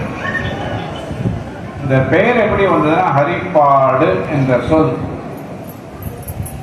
சூரசம்ஹாரம் நடந்த பிறகு முருகனை ஹரி பாட்டு பாடி வரவேற்ற ஸ்தலம் ஹரிப்பாடா இருக்கு அப்படின்னு ஒரு விளக்கம். மற்றொரு விளக்கம் ஹரிப்பாடு அப்படிங்கிறாங்க. ஹரிப்பாடுன்னா நெல் நாத்து நட்டு வச்சிருந்தாங்க, அதனால அது ஹரிப்பாடு ஆயிடுச்சு. ஸ்ரீராமகிருஷ்ணனுடைய ஆன்மீக மானச புதல்வர் என்று சொல்லக்கூடிய சுவாமி பிரம்மானந்தர் அந்த ஹரிப்பாட்டில் வந்திருக்கிறார். அவர் வந்த பொழுது ஒரு பக்தரை அறிமுகப்படுத்துகிறார், சுவாமி நிர்மலானந்தர். அவரும் இங்க நிர்மலானந்த சுவாமியோட படத்தை பார்த்திருக்கீங்களா? பல பேர் பார்க்கல. கண்ணிருந்தும் குருடர்கள், காதிருந்தும் செவிடர்கள்னு அக்பர்கிட்ட ஒருத்தர் பீர்பல் சொல்றாரு. சுவாமி நிர்மலானந்தஜி இங்க இருக்கார். அவர் படத்தை அவர் தான் கேரளத்துல பல மடங்களை துவக்கி வைக்க காரணமானவர். பகவான் ஸ்ரீராமகிருஷ்ணருடைய சீடர். அவர் ஒரு பக்தரை அறிமுகப்படுத்துகிறார். அவர் திரு பிரம்மானந்த மகாராஜிடம், மகாராஜ் இவர் ஹரிபாடில் வந்திருக்கார். உடனே அவர் கூறுகிறார், ஹரிபாதத்தில் இருந்து வந்தவர் பக்தனாகத்தான் இருக்க முடியும் என்று. அவர் பிற்காலத்தில் பெரிய பக்தனாக ஆகிவிடுகிறார். இந்த ஹரிப்பாடு ராமகிருஷ்ணா இயக்கத்தின் முதல் கிளை கேரளத்தில். அங்கதான் நான் இருக்கேன். 1912ஆம் ஆண்டு அது துவங்கப்பட்டது. சுவாமி நிர்மலானந்தர் அவர் தான் அதை துவங்கி வைத்தார். இப்ப நான் உங்களை யாரையாவது திட்ட ஆரம்பிச்சிட்டேன்னு வச்சுக்கோங்க கோவத்துல, அந்த நேரத்தில் நீங்க நோட்ஸ் எடுத்தீங்கன்னா என்னுடைய திட்டுதலுக்கு பலன் இருக்குமா? இருக்காது இல்லையா? அதனால நோட்ஸை மூடி வச்சிருக்க. நான் சொல்றது நோட்ஸ் தேவையில்லை, சமய வகுப்புக்கு நோட்ஸ் தேவை. அது கூட கூர்ந்து கேட்டால் நோட்ஸ் தேவையில்லை. மனைவி திட்டிட்டு இருக்காங்க, இருடி அப்படின்னு சொல்லிட்டு கணவர் நான் நோட்ஸ் எடுத்துட்டு எழுத ஆரம்பிக்கிறேன்னு சொன்னா முடியுமா? சூட்டோட சூடா வெங்காய பக்கோடா மாதிரி உனக்கு கொடுத்து நான் அப்படியே அதை ரெண்டாவது விட்டுட்டு தான் மனைவி இருக்காங்களா, அவங்களுக்கே மனப்பாடம் ஆயிருக்குது, அவங்க சும்மாவை விட்டுருவாங்க. இந்த விஷயத்தை குறித்து நான் அப்புறம் பேசுறேன். கடைசியில் மறந்துட்டா நீங்க சொல்லுங்க. ஏன்னா அதுதான் இந்த கல்வியின் சாரம் என்று விவேகானந்தர் கூறுவார். இந்த சமய வகுப்பு இல்லையா, இது பெரிய கல்வி. இது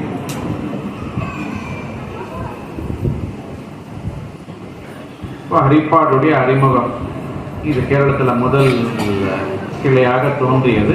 காலப்போக்கில் எப்படியும் நம்முடைய கையில் இருந்து அது சென்று அந்த மையம் செயல்படாமல் இருந்து கோர்ட்டில் இருந்து மீண்டும் 2009ஆம் ஆண்டு எல்லாம் நாசமாகி கட்டடங்கள்லாம் இடிஞ்சு போய் வெறும் தரமட்டமாக கடந்தது. 2009ஆம் ஆண்டு கோர்ட் தீர்மானம் வழங்கியது இது ராமகிருஷ்ணா மடத்துடைய சொத்து என்று மீண்டும் எங்களுக்கு கொடுத்து விட்டார்கள். இப்பொழுது நான் மலேசியாவிலிருந்து மீண்டும் இந்தியாவிற்கு வந்தேன். அந்த மடத்தை இப்பொழுது நாங்கள் பார்த்துக் கொண்டிருக்கிறோம். தரை மட்டத்திலிருந்து மீண்டும் தொடங்குகிறோம். 125 ஆண்டுகள் ஆகிவிட்டன மீண்டும் அதை தொடங்கிக் கொண்டிருக்கிறோம். மகாராஜுடைய பல சொற்பொழிவுகளை நான் கேட்பேன். இந்த தடவை நான் உண்மையிலே அவரை விவேகானந்தர் ஜெயந்திக்கு அழைக்க வேண்டும் என்று நான் சொல்லியிருந்தேன், மறந்து போயிட்டேன். அவர் என்னை இன்று வர சொல்லியிருந்தார், அதையும் நான் மறந்து போயிட்டேன். மறதியும் நமக்கு கல்வியோட ஒரு அம்சமா இருக்கும். அதையும் நீங்கள் நான் மறந்தால் மீண்டும் எனக்கு ஞாபகப்படுத்தணும். இன்று என்ன சிறப்பான நாள்? ஒன்று கல்பத்தரு. இந்த அருமையான நாளில் தான் உங்களை இங்கே வந்து குழுமி இறை சிந்தனையின் நறுமணத்தை உங்களால் சுவைக்கு அவர் அழைத்திருக்கிறார். இந்த கல்பத்தரு தினம் என்று நீங்கள் கூறுகிறீர்கள். அன்று என்ன நடந்ததுன்னு உங்களுக்கு எல்லாருக்கும் தெரியும் இல்லையா? தெரியுமா? ஓம் என்ன நடந்தது சுருக்கமா சொல்லுங்க. மைக்கு இல்லையா? சரி, அடுத்த கேள்வி இங்கேருந்து அங்கே கேட்கலாம், பதில் அங்கேருந்து வரமாட்டேங்குது, சத்தம் வரல அங்கேருந்து. ராமகிருஷ்ணர் தன்னுடைய சீடர்களுக்கு காசிபூர் ஆன்மீக இறை சிந்தனை இல்ல, கரெக்ட், உட்காருங்க. ஆன்மீக இறை அனுபவத்தை கொடுத்தார். சாதனை செய்து கொண்டிருக்கும் அந்த சாதகர்களுக்கு அவருடைய வாக்காலேயே இறை அனுபவம் கிட்டியது. கடவுளை பார்த்தார்கள், காட்சி கிடைத்தது, தேவியின் காட்சி கிடைத்தது. சிலருடைய தலையில் கை வைத்தார், சிலருடைய மார்பில் காலை எடுத்து வைத்தார், சிலருக்கு அவருடைய சொல்லாலேயே ஆன்ம அனுபவம் கிடைத்தது. பலருக்கு, ஒருவருக்கு அன்று கிடைக்கவில்லை. அதுதான் முக்கியமானது. சுவாமிஜி ஒன்று கேட்டார் இல்லையா, என்ன ஆன்மீக விழிப்புணர்வு, இதான் ஒன்று கேட்டீங்க இல்லையா? முதல்ல முக்கியமான கேள்வி கேட்டீங்க. ஆன்மீக அறிவோ அனுபவமோ அது போதுமான்னு கேட்டார். அன்று சில வினாடிகள் தாமதமாக ஒருவர் வந்தார். வைகுண்டநாத சன்னியால் என்று அவருடைய பெயர். அவர் வந்து ஸ்ரீராமகிருஷ்ணருடன் கவன குழந்தைகள்கிட்ட போகக்கூடாது, இங்க இருக்கணும், அது அப்படியே இருக்கும், அவங்க கேட்டுட்டு இருப்பாங்க. இந்த வைகுண்டநாத் சன்னியால் வரும் பொழுது ஸ்ரீராமகிருஷ்ணனுடைய அந்த தெய்வீக நிலை சிறிது சிறிதாக குறைந்து வந்து கொண்டிருந்தது. அந்த பாவ நிலையில் அவர் எல்லோருக்கும் அருள் புரிந்தார். ஒரே அமர்ந்தாங்க, எல்லாம் ஆடி பாடி கூத்தாடி, நமக்கு அதை புத்தகத்தில் படித்தா நமக்கே கண்ணீர் வரும். அப்படிப்பட்ட ஒரு அருமையான நிகழ்ச்சி நம்முடைய ஆன்மீக இலக்கியத்திலே அப்படிப்பட்ட ஒரு நிகழ்ச்சியை நம்மளால பார்க்க முடியாது. ஒரு மனிதர் தன்னுடைய சொல்லாலேயே அங்க இருக்கும் மனிதர்களுக்கு, சாதகர்களுக்கு ஆன்மீக அனுபவத்தை வழங்குகிறார். சொற்கள், தகவல்கள், சொற்பொழிவுகள் கட்டுரைகள் இதெல்லாம் ஒரு பக்கம். அனுபவம் சிறிய வயசுல நான் கேட்பேன், தலைவலினா என்னது, நீங்களாம் தலைவலி அமிர்தாஞ்சன் போட்டுக்கிறீங்களே, தலைவலினா என்னதுன்னு கேட்டுட்டு இருந்தேன். 10ஆம் கிளாஸ் ஒரு நாளைக்கு வெயில கிரிக்கெட் விளையாடிட்டு வந்ததுக்கப்புறம் எனக்கு தலையெல்லாம் வலிச்சுது. அப்பதான் எனக்கு திடீர்னு புரிஞ்சுதோ இதுதான் தலைவலியோ. அப்ப தலைவலி என்றால் என்ன என்று கேட்க வேண்டிய அவசியம் இல்லாமல் போயிட்டு. அப்ப நானும் அன்னைக்கு அமிர்தாஞ்சன் எங்க இருக்குன்னு தேடி போனேன். நான்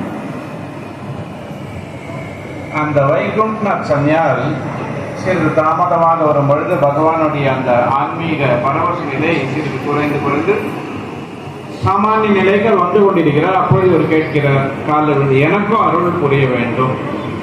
அப்பொழுது ஸ்ரீராமகிருஷ்ணன் கூறுகிறார், தாய் கோழிக்கு புரியும் எப்பொழுது அந்த முட்டையை உடைக்க வேண்டும் என்று, உனக்கு இன்னும் நேரம் இருக்கிறது, அதனால் சிறிது பொறுத்திரு என்று. இந்த சின்ன குழந்தைகள் மாதிரி அவருக்கு நம்ம எல்லாருமே சின்ன குழந்தைகள் தான். யாருக்காவது ஒண்ணு கொடுத்துட்டா நீ எனக்கு ஏன் கொடுக்கல கேட்கறோமா இல்லையா? இதுக்கு முன்னாடி கோழிக்கோடு பக்கத்துல இருந்த ஒரு மையத்துல இப்ப அங்க இருக்கிற கணவனை இழந்த ஏழை விதவைகளுக்கு மாசம் 5 கிலோ அரிசி, 3 கிலோ பயிறு, 1 கிலோ சர்க்கரை உப்பு அப்படி கொடுப்போம். ஒரு அம்மா அங்கேருந்து ஓடி வந்துட்டாங்க, எனக்கும் வேணும். அது எதுக்காக உங்களுக்கு வேணும்? பக்கத்து வீட்டுக்காரிக்கு நீங்க கொடுத்துட்டீங்க, அதனால எனக்கும் வேணும். பக்கத்து வீட்டுக்காரிக்கு நான் கொடுத்துருக்கேன், அது நியாயம் தான். ஆனா அவங்களுக்கு இருக்கிற அந்த தகுதி உங்ககிட்ட இருக்கா? இல்ல அவளுக்கு கொடுத்தா எனக்கு வேணும். அப்ப அவ சொன்ன மாதிரி நீங்களும் சொல்லிவிடுங்க, நான் கொடுத்துடுறேன் அப்படின்னு. என்ன சொன்னா அப்படின்னு, எனக்கு கணவர் இல்லை, நான் விதவை என்றால் சொல்லிடுங்க, நான் கொடுத்துருக்கேன். ஐயோ அப்படின்னு ஓடியே போயிட்டாங்க. நமக்கு வாழ்க்கையில பல தடவை பாரத நாட்டையே கையேந்தி பவனாக மாத்திட்டு இருக்காங்க இல்லையா? ஃப்ரீயா கொடுத்து வேண்டான்னு சொல்லக்கூடிய ஒரு துப்பு இல்லை பாருங்க. நம்ம எல்லாருமே பிச்சைக்காரன் ஆகிறதுக்கு ரெடி ஆயிடும். எனக்கு வேண்டாம் தைரியம் இருக்குமா? பல காரணங்கள் இருக்கிறது. வேண்டாம்னு சொன்னா அடிக்க வருவாங்க. அவ்வாறு இந்த வைகுண்டநாத் சன்னியால் கேட்ட பொழுது ஸ்ரீராமகிருஷ்ணன் சொன்னாரு, உனக்கு இன்னும் கொஞ்சம் சமயம் இருக்கு, நீ கொஞ்ச நேரம் பொறுத்திருன்னு. எல்லாருக்கும் கொடுத்துட்டீங்களே, எனக்கு மட்டும் கொடுக்க மாட்டீங்களன்னு அவரும் கேட்டாரு. இது எதுக்கு சொல்ல வரேன்னா, ஒரு முக்கியமான கேள்வி நீங்க கேட்டீங்க. இந்த ஆன்மீக அனுபவமா அறிவா என்னமோ கேட்டீங்க. நீங்க ரொம்ப ஒரு அற்புதமான கேள்வி. ஸ்ரீராமகிருஷ்ணன் மீண்டும் சொன்னார், கொஞ்சம் பொறுத்து இருப்போம், அவசரப்படாத, அவதிப்படாதே என்றார் அவரு. இல்ல எல்லாருக்கும் கொடுத்துட்டீங்களே, நீங்க எல்லாருக்கும் ஒரு அனுபவம் இருக்கு, எல்லாம் அப்ப ஆடி பாடி கண்ணீர் எடுத்துக்கொண்டு எல்லாம் தெய்வீக நிலையில் இருக்காங்க. ஸ்ரீராமகிருஷ்ணோட காலை பிடிச்சு கெஞ்சுறாரு, எனக்கும் வேணும். 2-3 தடவை கேட்ட உடனே ஸ்ரீராமகிருஷ்ணன் பொறுக்க முடியல. ஏன்னா கருணை உள்ளன் படைத்தவர் தன்னுடைய காலை எடுத்து அவருடைய மார்பில் வைத்தார். அவ்வளவுதான். ஒரு வினாடி ஆகவில்லை, அந்த காலை மார்பில் வைத்த உடனே வைகுண்டநாத் சன்னியால் தாரை தாரையாக கண்ணீர் வடிக்கிறார். எங்கு பார்த்தாலும் ஸ்ரீராமகிருஷ்ணன். எவ்வளவு புஸ்தகங்களை படித்து 1000 ஜபம் தியானம் செய்தும் கிடைக்காத அந்த அனுபவம் ராமகிருஷ்ணனுடைய திருப்பாதங்கள் அவருடைய மார்பில். இங்கேதான் இறைவன் குடிக்கொண்டிருக்கிறார். அங்க வெச்சதும் அப்படியே எல்லாம் அந்த சராசரங்களிலும் இறைவனை அவர் காண்கிறார். கண்ணீர் விட்டு பைத்தியம் பிடித்தவர் போல் இருக்கின்றார் அவர். பிறகு ஸ்ரீராமகிருஷ்ணன் தன்னுடைய அறைக்கு வந்து விடுகிறார். மற்றவர்கள் எல்லாம் தங்கள் அறைக்கு அங்கே சென்று ஸ்ரீராமகிருஷ்ண சேவை நோக்குகிறார்கள். வைகுண்டநாத் சன்னியால் வீட்டுக்கு வருகிறார். அங்கதான் பிரச்சனை ஆரம்பிக்கிறது. வந்தா மனைவியை பார்த்தால் இறைவன், சாப்பாட்டை பார்த்தால் இறைவன், எங்க பார்த்தாலும் இறைமயமாக தோன்றுகிறது. அலுவலக வேலைகளை எடுத்து செய்ய வேண்டும் என்றால் அதுவும் இறைவன். எங்க பார்த்தாலும் இறைவனாகவே தோன்றுகிறார். ஒரு நாள், 2வது நாள், 3வது நாள் அவர் நினைச்சார், ஐயோப்பா தாங்கவே முடியாது. ஏனென்றால் பழைய சுபாவம் உள்ளில் இருக்கின்றது இல்லையா? அந்த சுபாவத்தின் காரணமாக மீண்டும் மீண்டும் அந்த வாழ்க்கை தொடங்க வேண்டும் என்று நினைக்கிறார். ஆனால் காட்சி மாறிவிட்டதே. எங்க பார்த்தாலும் இறைவன். தமிழ்நாட்டில் காரைக்கால் அம்மையார் தந்தார் தெரியுமா? அவர் தெய்வம்னு அவருடைய கணவன் கண்ட பிறகு அவரால் அவரை மனைவியாக பார்க்கவே முடியலையா. காட்சி மாறும் பொழுது நாம் மாறுகிறோம், நாம் மாறும் பொழுது காட்சி மாறுகின்றது. மூன்றாவது நாள் இந்த வைகுண்டநாத் சன்னியார் ஓடி வருகிறார். ராமகிருஷ்ண காலில் விழுந்து கெஞ்சுறாரு, எப்படியாவது இந்த தெய்வீக காட்சியை மீண்டும் நீங்க எடுத்துக்கொள்ளுங்கள், என்னால் இதை தாங்க முடியவில்லை, சகிக்க முடியவில்லை. 20 வோல்ட் பல்புல 100 வோல்ட் பவர் வந்தா என்ன ஆகும்? ஃபியூஸ் போயிடும் இல்லையா? போகமா போகாதா? இப்போ உங்களை தமிழ்நாட்டு முதல்வர் அப்படின்னு நாளைக்கு நியமிச்சுட்டு என்ன பண்ணுவீங்க? தமிழ்நாடு முழுவதும் சமய வகுப்புகள் தொடங்க வேண்டும் சட்டம் போடுவீங்களா? போட்டுருவீங்க. அதான் நான் சொன்னேன், திருப்பியும் தமிழ்நாட்டுக்கு ஒரு பெண் முதல் மந்திரி வேணும். கேரளத்துக்கு ஒன்று சொல்லிட்டே இருப்பேன். அப்போ அம்மா அந்த ஜெயலலிதா அவங்கள் இருக்கும்பொழுது விவேகானந்தருக்கும் பாரத பெண்கள் மீது அப்படி ஒரு அலாதியான நம்பிக்கை வைத்திருந்தார். இப்பொழுது நான் ஒரு மாதங்களுக்கு முன்பு கர்நாடகாவில் ஆதிவாசி மக்களுக்கு சேவை செய்து கொண்டிருக்கும் விவேகானந்த இளைஞர்கள் இயக்கத்தில் பேச போயிருந்தேன். அப்போ அவர் சொன்னாரு, 25 ஆண்டுகள் ஆகி இன்று நாம் 25வது ஆண்டை கொண்டாடுகிறோம். எங்கள் சிஇஓ தெரியும் இல்லையா உங்களுக்கு, சீஃப் எக்ஸிகியூட்டிவ் ஆபீசர், ஒரு பெண் என்று அறிவித்தார். அவர் ரொம்ப பெருமையா சொன்னார், எங்களுடைய சிஇஓ ஒரு பெண். நான் சொன்னேன், இப்போதான் உங்க சிஇஓ பெண். 125 ஆண்டுகளுக்கு 1902ஆம் ஆண்டு ஆண் துறவி சங்கங்களின் சிஇஓ ஒரு பெண்ணாகத்தான் இருந்தார். பாருங்க, சன்னியாசிகளோட சங்கம், ஆண் சன்னியாசிகளுடைய சங்கத்துக்கு யார் தலைமை வகித்தார்? இப்பொழுது அவங்க தான் தலைமை வகிக்கின்றார்கள். அவருடைய பெயரில் தான் சங்கல்பம். வேலூர் மடத்தை வெள்ள நிவாரணத்திற்கோ ஏதோ ஒரு நிவாரணத்திற்கோ பிளேக் நிவாரணத்திற்கோ வேலூர் மற்றை விற்று அந்த காசை வைத்துக் கொண்டு மக்கள் சேவை செய்ய வேண்டும் என்று விவேகானந்தர் நினைத்தார். அவர் சட்டப்படிப்பு படித்தவர் சுவாமி விவேகானந்தர். பள்ளிக்கூடமே போகாத எங்களுடைய சிஇஓ சாரதா தேவி சொன்னார், நரேந்திர சொல்லு, இந்த ப்ராப்பர்ட்டி எல்லாம் என் பேர்ல இருக்கு, அவன் பேர்ல இல்லை. பாருங்க, சட்டப்படிப்பே படிக்காத என்ன புத்தி இல்லையா? ஸ்ரீராமகிருஷ்ணர் சொல்வார், கலைவாணிக்கு பள்ளிக்கூடம் போக தேவையில்லை, நமக்கு தான் பள்ளிக்கூடம் இல்லையா? சாரதா தேவி சாட்சாத் சரஸ்வதி என்று ஸ்ரீராமகிருஷ்ணர் கூறுகிறார். அப்போ சட்டம் படித்த விவேகானந்தர் திகைத்து நிற்கிறார். அப்பா, இவங்களுக்கு எப்படி தெரிந்துன்னு அவங்க கை ரேகையை வச்சிருக்காங்க. அவருடைய வாழ்க்கையில் இன்னும் ஒரு நிகழ்ச்சி சொல்லிவிட்டு மீண்டும் இந்த சிந்தனைக்கு வருகிறோம். அவருடைய தகுதி, ஸ்ரீராமகிருஷ்ணன் மறைந்த பிறகு வங்காளத்தில் இருந்து தென்னகம் வருகிறார் சாரதா தேவி, ராமேஸ்வரத்துக்கு வருகிறார். பாஸ்கர சேதுபதி ராஜா சுவாமி விவேகானந்தருடைய சீடராக இருந்தார். சாரதா தேவி அவருடைய குருவின் குரு என்ற காரணத்தால் அதுக்குள்ளயுமே 12-20 ஆயிடுது. கர்ப்ப கிரகத்தை திறந்து விட்டு சிவலிங்கத்தை நேரடியாகவே பூஜிக்கட்டும் என்று அவர் அனுமதி கொடுத்திருந்தார். அந்த சிவலிங்கத்தின் மீது வெள்ளி கவசம் இருந்தது. அந்த கவசத்தை எடுத்த உடனேயே தன்னை அறியாமலேயே சாரதா தேவியார் சொன்னார், அப்பா எப்படி வச்சனோ அப்படியே இருக்கு என்று அவர் கூறினார். கூட இருந்த பெண்மணிகளுக்கு ஆச்சரியம், இப்பதான் முதல் தடவையா தமிழகமே வராங்க, இந்த கோவில் எத்தனையோ பழமை வாய்ந்தது, இவங்க என்ன சொல்றாங்க, எப்படி வச்சனோ அப்படியே இருக்கு, என்னம்மா எப்போ வந்தீங்க, எதை வச்சீங்கன்னு கேட்டாங்க. சாரதா தேவியார் அதை மழுப்பி, இல்லை ஒன்றும் இல்லை, நான் வேற என்னமோ சொல்ல வந்தேன் அப்படின்னு பூஜை செய்து விட்டு எல்லாம் மீண்டும் தங்கள் அறைக்கு செல்கிறார்கள். கூட வந்த பெண்மணிகள் வற்புறுத்தி கேட்கிறார்கள், என்ன சொன்ன, அர்த்தம் இல்லாமல் எதையும் நீங்கள் பேச மாட்டீர்களே, எப்படி வச்சிருந்தீங்கன்னா அப்படியே இருக்கு என்று நீங்கள் சொன்னீர்களே, என்னது?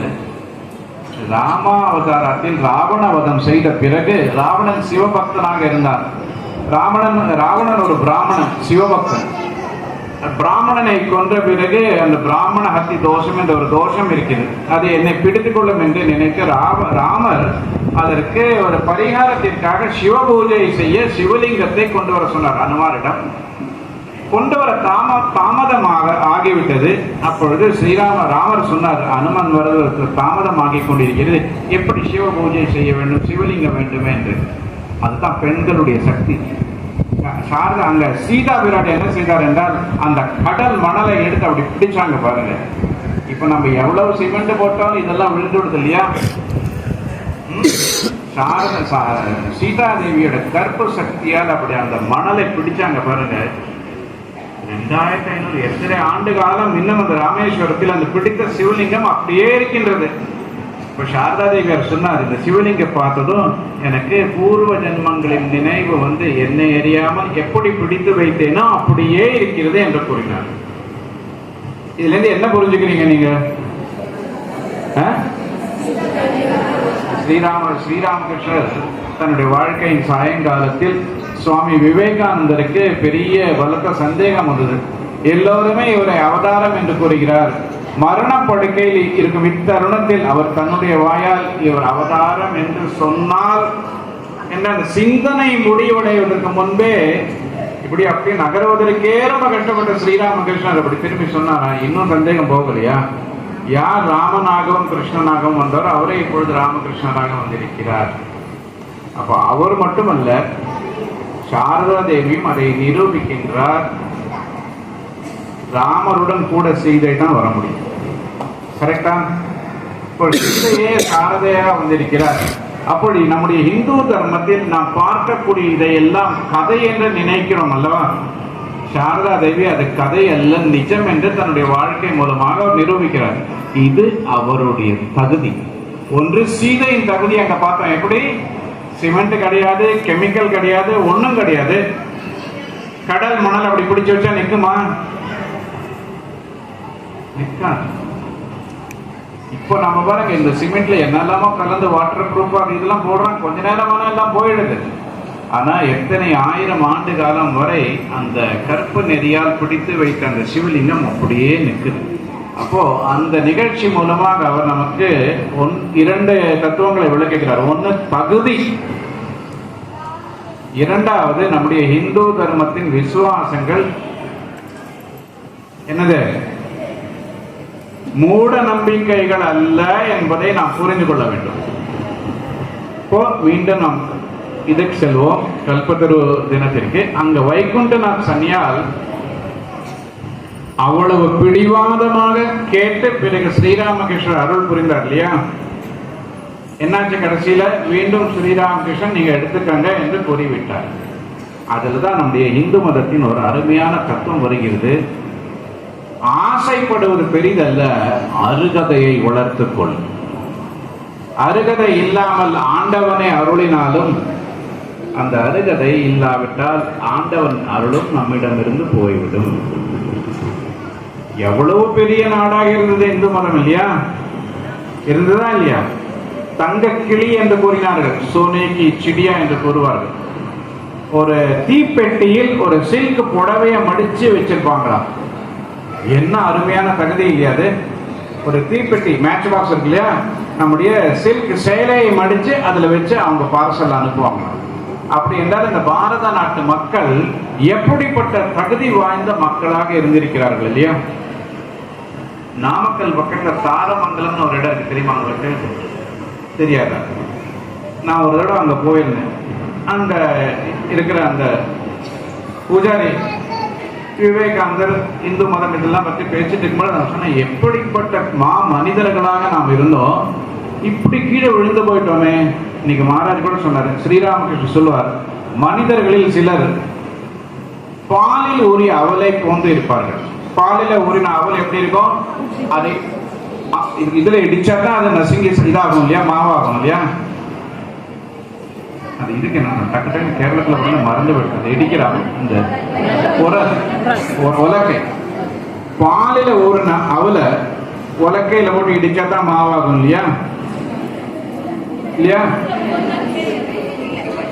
இடிக்கவே அப்படிப்பட்ட மக்கள் இருக்கின்றார்கள். நாம் எல்லாம் அவல்ல ஊறின பாலில் ஊறிய அவல் மாதிரி இருக்கின்றோம். அப்படி தொஞ்சு போயிட்டோம். நம்முடைய அருகதை எல்லாம் போய்விட்டது. அதனால் ஆண்டவனே அருள் புரிந்தால் கூட அருகதை இல்லாமல் ஆண்டவனுடைய அருளையும் நாம வச்சுக்கொள்ள முடியாது. அது போன்ற ஸ்ரீராமகிருஷ்ண வாழ்க்கையில் 2 நிகழ்ச்சிகள் நடக்கின்றது. ஒரு தடவை அவருடைய சில சொற்கள் டக்கு டக்குன்னு வரமாட்டேங்குது. விஜயராம் அவருக்கு என்ன மச்சானா இருந்தாரா? நம்ம மாமா, அடுத்தது மருமகன், மச்சான், நெவியூ. ஹிருதயராம் ஸ்ரீராமகிருஷ்ணன் ஹிருதயக்கு மாமாவாக இருந்தார். அப்ப ஹிருதயராம் ஒரு தடவை அவர் சொல்கிறார் ஸ்ரீராமகிருஷ்ணன், மாமா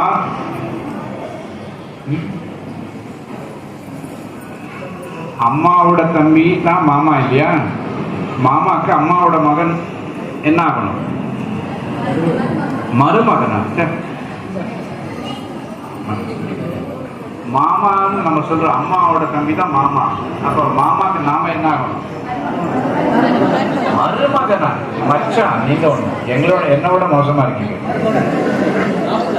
நான் அங்க இருக்கிறதுனால கொஞ்சம் மருமகன்னா பெண்ணுடைய கணவன், அதான் மருமகன். கேரளால மருமகன்னா சனியில. சரி, அது போகட்டும். சொல்ல வந்தது, அவர் ஒரு நாள் கேட்கிறார், மாமா இவ்வளவு தெய்வீக காட்சிகளை நீங்க பாக்குறீங்களா, இவ்வளவு நான் சேவை செஞ்சிருக்கேன், எனக்கு ஏதாவது ஒண்ணு கொஞ்சம் ஏதாவது ஒண்ணு கொடுப்பீங்களா? ஸ்ரீராமகிருஷ்ணன் சொல்றாரு, இந்த அம்பாளுடைய லீலைப்பா, காலப்போக்கில் உனக்கு என்ன கிடைக்கணுமோ கிடைக்கும். நாம இந்த தெய்வீக லீலை செய்ய வந்திருக்கோம். இப்போ ரொம்ப வீம்பு பிடிக்காத, பிடிவாதம் செய்யாதுன்னு இருந்தாலும் நப்பாசை யார விட்டது? எனக்கும் கிடைக்கணும், உங்களுக்கு கிடைச்சிருக்கு எனக்கு வேணும் இல்லையா? பெரிய பணக்காரர்களுக்கும் பக்கத்து வீட்டுக்காரனுக்கு லாட்டரி அடிச்சு அவருக்கும் லாட்டரி வேணும்னு ஆசை வருவான். என்ன மாதிரி ஒரு ஆசை நமக்கு ரொம்ப வற்புறுத்தினோட ஸ்ரீராமகிருஷ்ணன் வெறும் தொட்டார், அவ்வளவுதான், ஒண்ணுமே சொல்ல. இங்க தொட்ட உடனே அப்படியே காட்சி மாறுகின்றது. பூலோகம் தட்சிணேஸ்வரம் வைகுண்டமாக மாறுகிறது. அந்த ஹிருதயராமும் ஸ்ரீராமகிருஷ்ணரும் தெய்வ பிறவிகளாக தோற்றமடிக்கிறார்கள். அந்த ஹிருதயராமுக்கு தாங்க முடியல. உடனே யார் யார் எங்க இருக்கீங்களா சீக்கிரமா ஓடிவாங்க, எங்க மாமா பெரிய நாராயணனுடைய அவதாரம், சாட்சாத் நாராயணன் என்று ராத்திரி 9 மணிக்கு கத்தி ஓலமிட்டு அங்கேயும் ஓட ஆரம்பிச்சான். இவர் உடனே அவனை பிடிச்சி எடுத்து, பைத்தியம் இருக்கிற டிராமாவில் நீ கெடுத்துருவேன்னு சொல்லி மீண்டும் தொட்டாராம். தொட்ட உடனே அந்த காட்சி மறைந்தது. மீண்டும் தட்சிணேஸ்வரம், கங்கைக்குறை, காளி கோயில், கங்கை கரையில் எல்லாம் அவங்க இருக்காங்க, நடக்கிறாங்க, போறாங்க. அந்த பெரிய பேரானந்த நிலையிலிருந்து கீழே இறங்கினார் ஹிருதயராம். 2 நிமிஷம் தான் பாருங்க. சரக்கு உள்ள போன உடனே அப்படியே சுக்கி போய் இருந்தாரு ஹிருதயராம். ஸ்ரீராமகிருஷ்ணன் தொட்ட உடனே மயக்கம் போயிடுது. நான் ஏன் சரக்குன்னு சொல்றேன்னா, கேரளால சரக்கு அதிகம், அங்கே இப்ப தமிழ்நாட்டுக்கும் நிறைய வந்துட்டு இருக்கு. சரக்கு நமக்கு உள்ள போகணும். இந்து மத சரக்கு நல்ல அருமையான இந்த செயல்களை செய்து கொண்டிருக்கிறார்கள். கீழே இறங்கின உடனே ஹிருதயராம் பலத்த குரலில் அழத் தொடங்கினார். மாமா என்ன செஞ்சிட்டீங்கன்னு. 24 மணி நேரமும் நான் இவ்வளவு காட்சிகளை பார்த்துட்டு இருக்கேன், எனக்கு ஒண்ணுமே நடக்கல, நீ இப்படி கொழுப்பேறி கூத்தாடுறியடா ஒரே ஒரு காட்சியை பார்க்கறதுக்கு அப்புறம். அருகதை இல்லை என்றால் ஆண்டவனுடைய அருளையும் நம்மால் தங்க வைத்துக் கொள்ள முடியாது. அந்த காளி கோவிலில் இன்னொரு மேனேஜர் இருந்தார், ராணி ராசமணியின் மருமகன் மதுராநாத் விஸ்வாஸ். அவர் ஒரு நாள் கணக்கு எழுதி கொண்டிருக்கிறார். ஸ்ரீராமகிருஷ்ணன் நடந்து போகும்போது துர்கையாகவும் வரும்பொழுது சிவனாகவும் காட்சி எடுக்கிறார். இதை பார்த்த உடனே அவருக்கும் அந்த ஆசை யார விட்டது? ஆங்கிலேயத்தில் ஒரு கவிதை இருக்கின்றது, if wishes were horses even beggars can ride. ஆசைகள் குதிரையானால் பிச்சைக்காரனும் சவாரி செய்யலாம். இப்ப எல்லாரும் ஆசைகளை தான் சவாரி செய்யறோம் இல்லையா? மனசுல ஆசை இருக்கு, அது மேல ஏறி உட்காந்து அப்படியே சவாரி பண்ணிட்டு இருக்கோம். அவருக்கு ஒரு நாள் அவர்கிட்ட, பாபா பாபா அப்பா எனக்கு ஏதாவது கொஞ்சம், ரொம்ப வேண்டாம், கொஞ்சம் ஏதாவது ஒண்ணு கொடுங்க. ஸ்ரீராமகிருஷ்ணன் சொன்னது, நீ அம்பாளுக்கு சேவை செஞ்சுட்டு இருக்கு, இதெல்லாம் கேட்கவே கேட்காது, இதெல்லாம் அவனுக்கு தானாகவே வந்துடும், இல்லை எனக்கு ஏதாவது கொஞ்சம். ஸ்ரீராமகிருஷ்ணன் அப்படின்னு தோற்றாரு. தொட்டா உடனே காட்சி மாறி, எங்க பார்த்தாலும் தேவியை பார்க்கிறாரு. இறைமயமாக காட்சி கிட்ட தொடங்கியது. அப்புறம் 1/2 மணி நேரத்துல போய் உட்காந்து அந்த அக்கௌண்ட்ஸ் எழுத பார்க்கறாரு. கணக்கு எழுதுன்னு பார்த்தா கணக்கே முடியல. அங்கே அம்பாள் இருக்க, இங்கே அம்பாள் இருக்க, எங்க பார்த்தாலும் துர்கையை பார்த்துட்டு இருக்காரு, தேவியை பார்க்கிறாரு. 3 நாள் ஆன உடனே அவர் சொன்னாரு, பாபா உன்னுடைய தெய்வீக காட்சிகள் உனக்குத்தான் பொருந்தும், என்னால முடியல, அது தாங்க முடியல. ஸ்ரீராமகிருஷ்ணன் திருப்பி தொடுகிறார், மீண்டும் பழைய நிலைக்கு வருகிறார். இப்பொழுது இந்த அருகதை நமக்கு வேண்டும். பாரதத்திற்கு இந்து மக்கள் தங்கள் அருகதையை வளர்த்துக் கொள்ள வேண்டும். அருகதை வந்துவிட்டால் அயல் நாட்டு மனிதனும் நம்மை கண்டு அசந்து போவான். நம்ம இந்துக்களுக்கு அந்த அருகதை வளர்வதற்கு என்ன தேவை?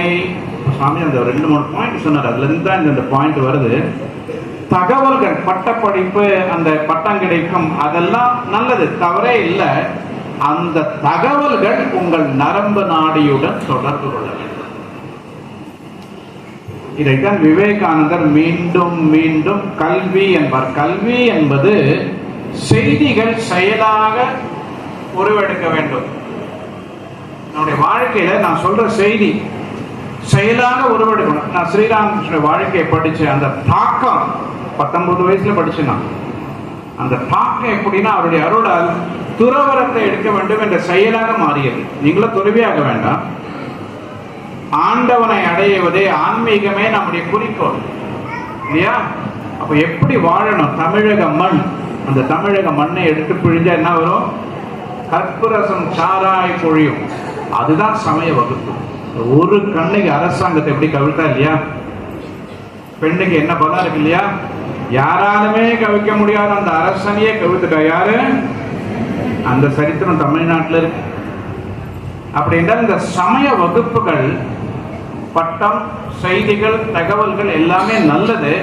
அந்த தகவல்கள் உங்கள் நரம்பு நாடியுடன் தொடர்பு கொண்டால் வாழ்க்கை மாறணும். விவேகானந்தர் சொல்லுவாரு, வெறும் தகவல்கள் மட்டுமே ஒரு மனிதனை மாமனிதனாக்கும் என்றால் புத்தக சாலைகள் எல்லாம் முனிவர்களாக மாறி இருக்கும். புத்தக சாலையில தகவல் இருக்கு இல்லையா? உங்களோட மொபைல் போனே இப்ப முனிவரா மாறிடும். ஏகப்பட்ட தகவல் இருக்கு. விக்கிபீடியா விஷயம் மாறிடும். அப்பொழுது இந்த சமய வகுப்புகள் பாரத நாட்டின் சமயத்தை மீண்டும் கொண்டு வர வேண்டும் என்றால் வாழ்க்கை முறையில இதை நீங்க கற்றுக் கொடுக்கணும். எதுக்கு நான் இதை சொல்றேன்னா, இப்ப தமிழ்நாட்டில் எனக்கு வர வாட்ஸ்அப்லாம் கண்டா நான் துருவியானதுல எனக்கு வந்து நான் அதிர்ச்சி.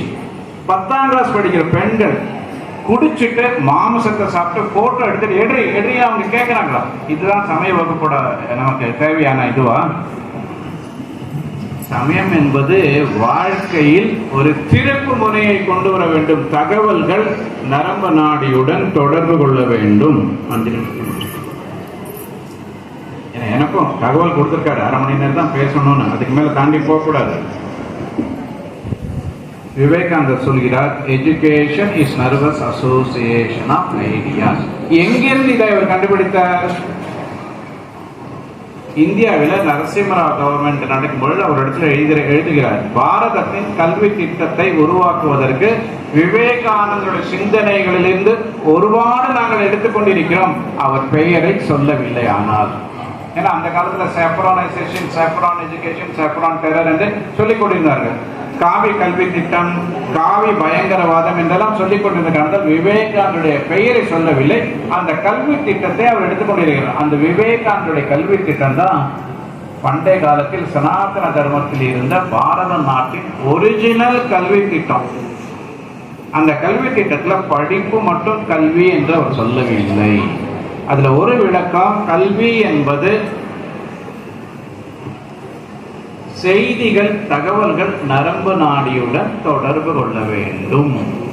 நரம்பு நாடியோட செய்திகள் தொடர்பு கொண்டா என்ன ஆகும்? நம்முடைய வாழ்க்கையில் அது செயல வெளியில வந்துட்டே இருக்கும். ஒரே ஒரு உதாரணம் எங்கிருந்து அவர் கண்டுபிடிச்சாருன்னா, ஒரு நாள் ஸ்ரீராமகிருஷ்ணன் கையில தங்க காசு எடுக்கிறார். இதை பொன் என்று கூறுகிறார். கங்கை கரையின் மண்ணை எடுத்துக் கொள்கிறார். இது மண் என்று கூறுகிறார். மண்ணிலிருந்து தானே பொண்ணு வருது இல்லையா? பொன் எங்கேருந்து வருது? மண்ணிலிருந்து தான் வருது. மண் பொன், பொன் மண் என்று சொல்லி மீண்டும் மீண்டும் இப்படி பார்த்து மண்ணும் பொன்னும் ஒன்று என்று கங்கை தூக்கி போட்டார். துறந்துட்டார். பொன்னை துறந்தார். பெண்ணை துறக்கவில்லை. பெண் ஆசையை துறந்தார், பொன்னை துறந்தார். இப்ப நான் சொற்பொழிவுல எவ்வளவு வேணாலும் பேசலாம் துறவரத்தை பத்தி இல்லையா? தியாகம் செய்யுங்கள், அப்படி செய்யுங்கள், இப்படி செய்யுங்கள் பேசலாம். அடுத்த நாள் நம்முடைய 24 மணி நேரம் வாழ்க்கையை பார்க்கணும் இல்லையா? தியாகம் செஞ்சுட்டாரா இல்லையான்னு. இப்ப ஸ்ரீராமகிருஷ்ணன் தியாகம் செய்திருக்கிறாரா இல்லையா?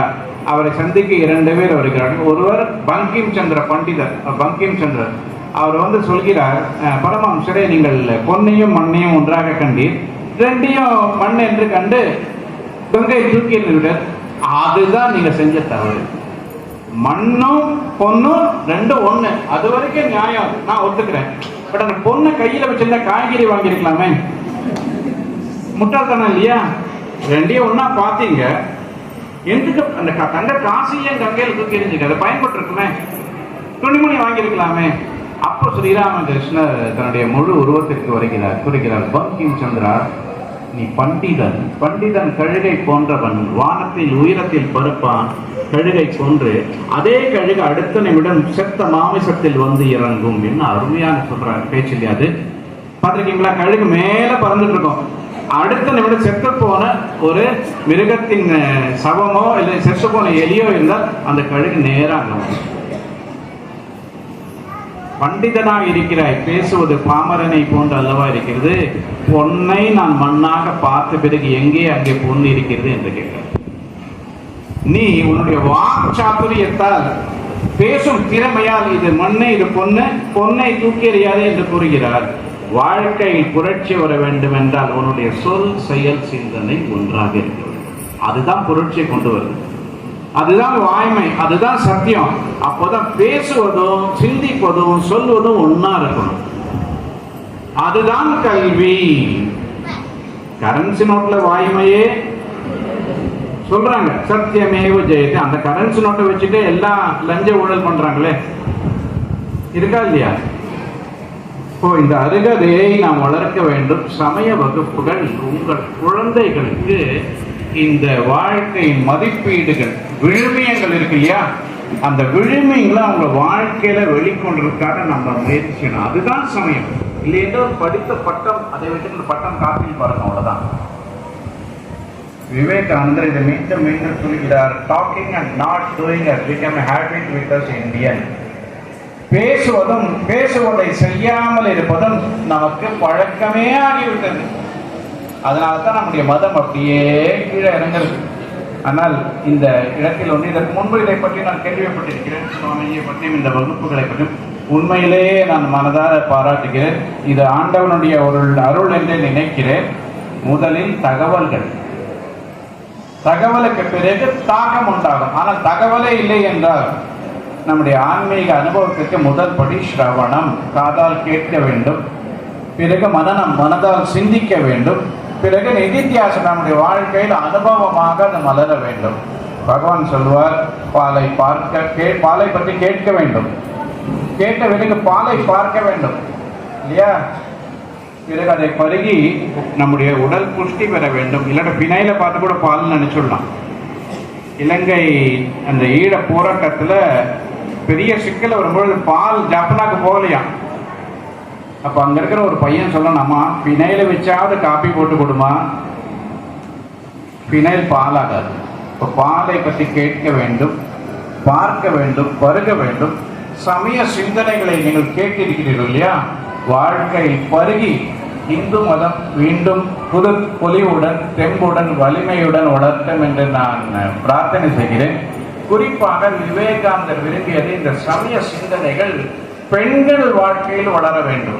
ஏனென்றால் தாய்மொழிதான் முதல் பள்ளிக்கூடம் என்று அவர் கூறுகிறார்.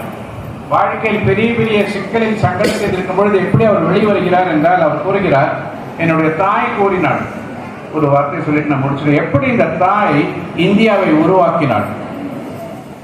ஒரு 11 வயது சிறுவன் அம்மாவிட்ட போய் கேட்கிறான், 11 உன்னுடைய இந்த பிறந்த நாளுக்கு நான் என்ன கொடுக்க வேண்டும்? அவர் சொல்றார், எதிரியின் கோட்டையில், அது நம்முடைய கோட்டையாக இருந்த அந்த பறக்கும் கொடியை தூக்கி எறிந்து விட்டு நம்முடைய கொடியை அங்கே விட்டு அந்த எதிரியின் கொடியை எனக்கு பரிசாக கொண்டு வா. 11 வயது சிறுவனோட அந்த பையன் கேட்கிறான், 11 வயது சிறுவன் என்னால் இதை செய்ய முடியுமா? உன்னை போல வீரனால் இதை செய்ய முடியவில்லை என்றால் நான் பெற்ற மகன் என்று உன்னை நான் எப்படி சொல்ல முடியும்? அவர் யார் தெரியுமா? இந்து சாம்ராஜ்யத்தை நிறுவிய சத்ரபதி சிவாஜி. செயலாக அந்த தாய் செய்தால் அதை போன்று விவேகானந்தர் வாழ்க்கையிலும் பல சம்பவங்கள். மற்றொரு இந்தியாவின் பொற்காலத்தை நிறுவிய, யார் பொற்காலத்தை நிறுவினார்? சீக்கிரமா அவர் ஒரு தடவை எதிரிகளை ஆக்கிரமிப்பு செய்து அவர்களை தோற்கடிக்கும் பொழுது ஒருவர் கேட்கிறார், இந்த போர் முறையை உனக்கு கற்றுக் கொடுத்தவர் யார்? அவர் சொல்றாரு, எங்க அம்மா தான் கற்றுக் கொடுத்தாங்க. உங்க அம்மா போர் முறையை கற்றுக் கொடுக்கிறார். எப்போ? சின்ன வயசுல கற்றுக் கொடுத்தாங்க. யார் அது? சந்திரகுப்த மௌரியா, சாணக்கியர் கொண்டு வந்து அவரை நிறுவுகிறார். அப்போ சொன்ன முதல்ல கிச்சடின்னு சொல்லுவாங்க, சாம்பார் சாதம் இருக்கு இல்லையா, நமக்கு கதம்ப சாதம்னு சொன்னாங்க. அம்மா கிச்சடியை பரமாறினாங்க. நான் நடுவில் கையை விட்டு இப்படி எடுத்தேன், ஒரே சூடா இருந்து கையெல்லாம் சுட்டு கையெல்லாம் உதறி அப்படியே பூ பூன்னு ஊட்டிட்டு இருந்தேன். அப்போ அம்மா சொன்னாங்க, நடுவுலேருந்து எடுக்காது, ஓரத்துலேருந்து எடுத்துக்கணும். இப்போ நான் போர் முறையில் எதிரிகளை பார்க்கும் பொழுது நான் பார்த்தேன், ஓரத்திலிருந்து அவங்களை ஆக்கிரமிப்பு செய்யணும். அதுதான் என்னுடைய போர் முறை.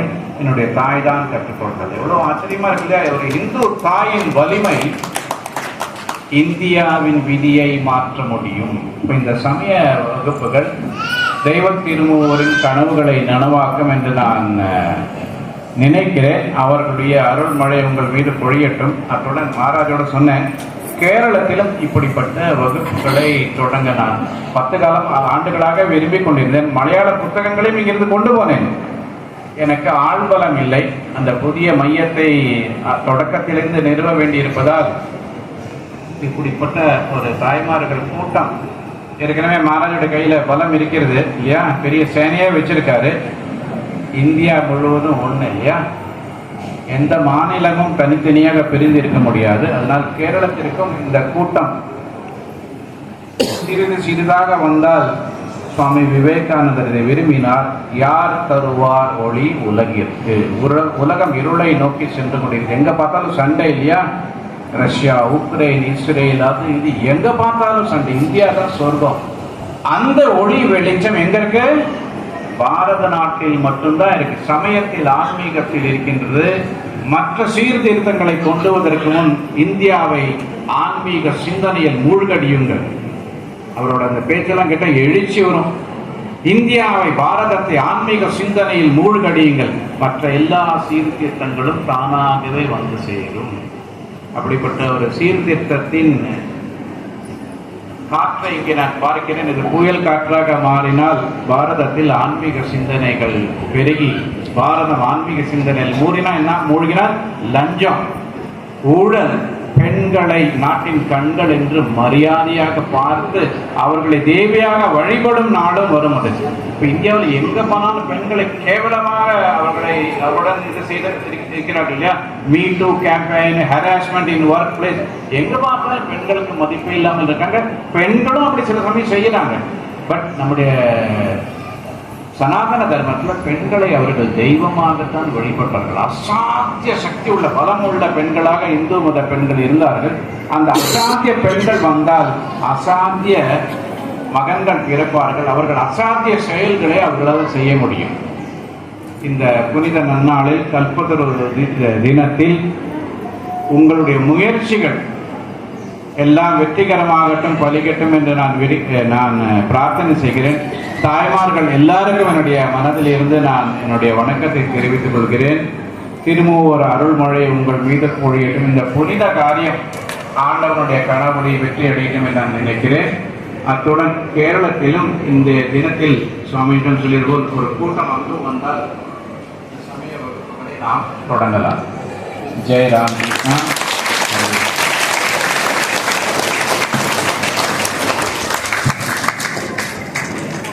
சிறப்பான பணிகளை செய்து கொண்டிருக்கிறது. அதனால நிறைய காரியங்கள் நடக்கும். எனவே கேரளத்திலையும் நம்முடைய சமயம் போகணும் அப்படின்னு சொல்லி சுவாமி அவங்களுடைய விருப்பத்தை சொன்னாங்க. நாம என்ன பண்ணணும், இப்ப சென்னையில சமயப்பு நடக்குதுன்னா என்ன காரணம்? இங்க இருந்து போயிருக்கிறவங்க அங்க தொடங்குறாங்க.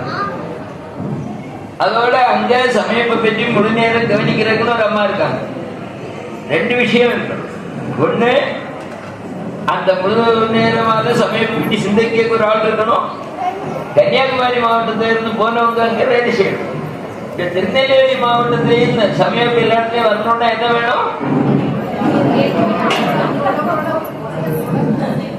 இப்போ திருநெல்வேலி மாவட்டத்திலையும் அதை மொத்தமா கவனிக்கிறதுக்கு ஒரு ஆள் வேணும். அதுதான் ஒரு ஆளை கொடுத்துருக்கோம். இப்ப இவங்க 2 பேருக்கு தான் போட்டி. சென்னை கவனிக்கிற அம்மாவுக்கும் திருநெல்வேலி கவனிக்கிறாருக்கும். அப்போ போட்டியில இப்ப ஆளை கொடுத்துருக்கோம். அது போதாது இல்லையா? என்ன வேணும்? நீ கன்னியாகுமரி மாவட்டத்தில இருந்து அங்க இருக்கிறவங்களுடைய முகவரி எல்லாம் நீங்க கொடுக்கணும். எனக்கு தெரிஞ்சவங்க அங்க இருக்காங்க அப்படிங்கிறத கொடுத்து அவங்க எல்லாரும் வேலை செய்யணும் இல்லையா? அப்பதானே இந்த காரியம் நடக்கும். அதுக்கு நீங்க இப்படி அதுக்கு விசாரிக்கணும். சொந்தக்காரங்க, தெரிஞ்சவங்க, முன்னாடி நம்ம கூட படிச்சவங்க யாரெல்லாம் அங்கே இருக்காங்க, திருநெல்வேலி மாவட்டத்தில் இருக்காங்க அப்படிங்கிறத கவனிச்சு ஒரு சுவாமி ஒரு ஆதீனம் சொல்லியிருக்கார். எங்க பகுதியில எல்லாம் சமயபுரம் நான் முழு ஆதரவு தரேன்னு சொல்லியிருக்காரு. ஒரு முன்னாடி சமயபுரத்தில் தெரிஞ்ச திருநெல்வேலியில டவுன் பக்கத்துல இருக்க பரசமய கோளரிநாத ஆதீனம் திருநெல்வேலியிலிருந்து அந்த நெல்லியப்பர் கோயில் அவர் நமக்கு உதவி பண்ணலாம் சொல்லியிருக்கார். அதனால சுவாமியுடைய நம்முடைய இங்கே இவ்வளவு நேரம் அருமையாக நமக்கு அருளாசி வழங்கினார்கள். அவங்களுடைய விருப்பம் படி கேரளத்திலேயும் நிறைய சமயம் தொடங்குறதுக்கு பகவான் அருள் புரியணும்னு நாமளும் பிரார்த்திச்சுக்கோம். வெறும் பிரார்த்தனை மட்டும் போதாது, நாமளும் கொஞ்சம் செயல்படுறதுக்கு என்ன பண்ணணும் ஆலோசிக்கிறோம். இப்ப அதுக்கு இடையில நாம நம்முடைய சில விஷயங்கள் நமக்கு சொல்ல வேண்டியிருக்குது, தெளிவுபடுத்த வேண்டியிருக்குது.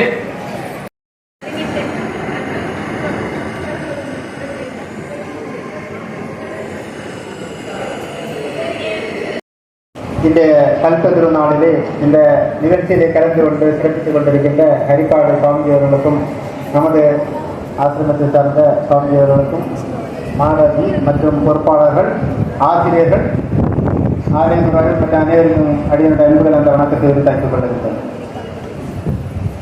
நாம் எல்லாருமே இன்றைக்கு ஆசிரியர் கூட்டம் அதுக்காக கலந்து கொண்டிருக்கோம் இல்லையா?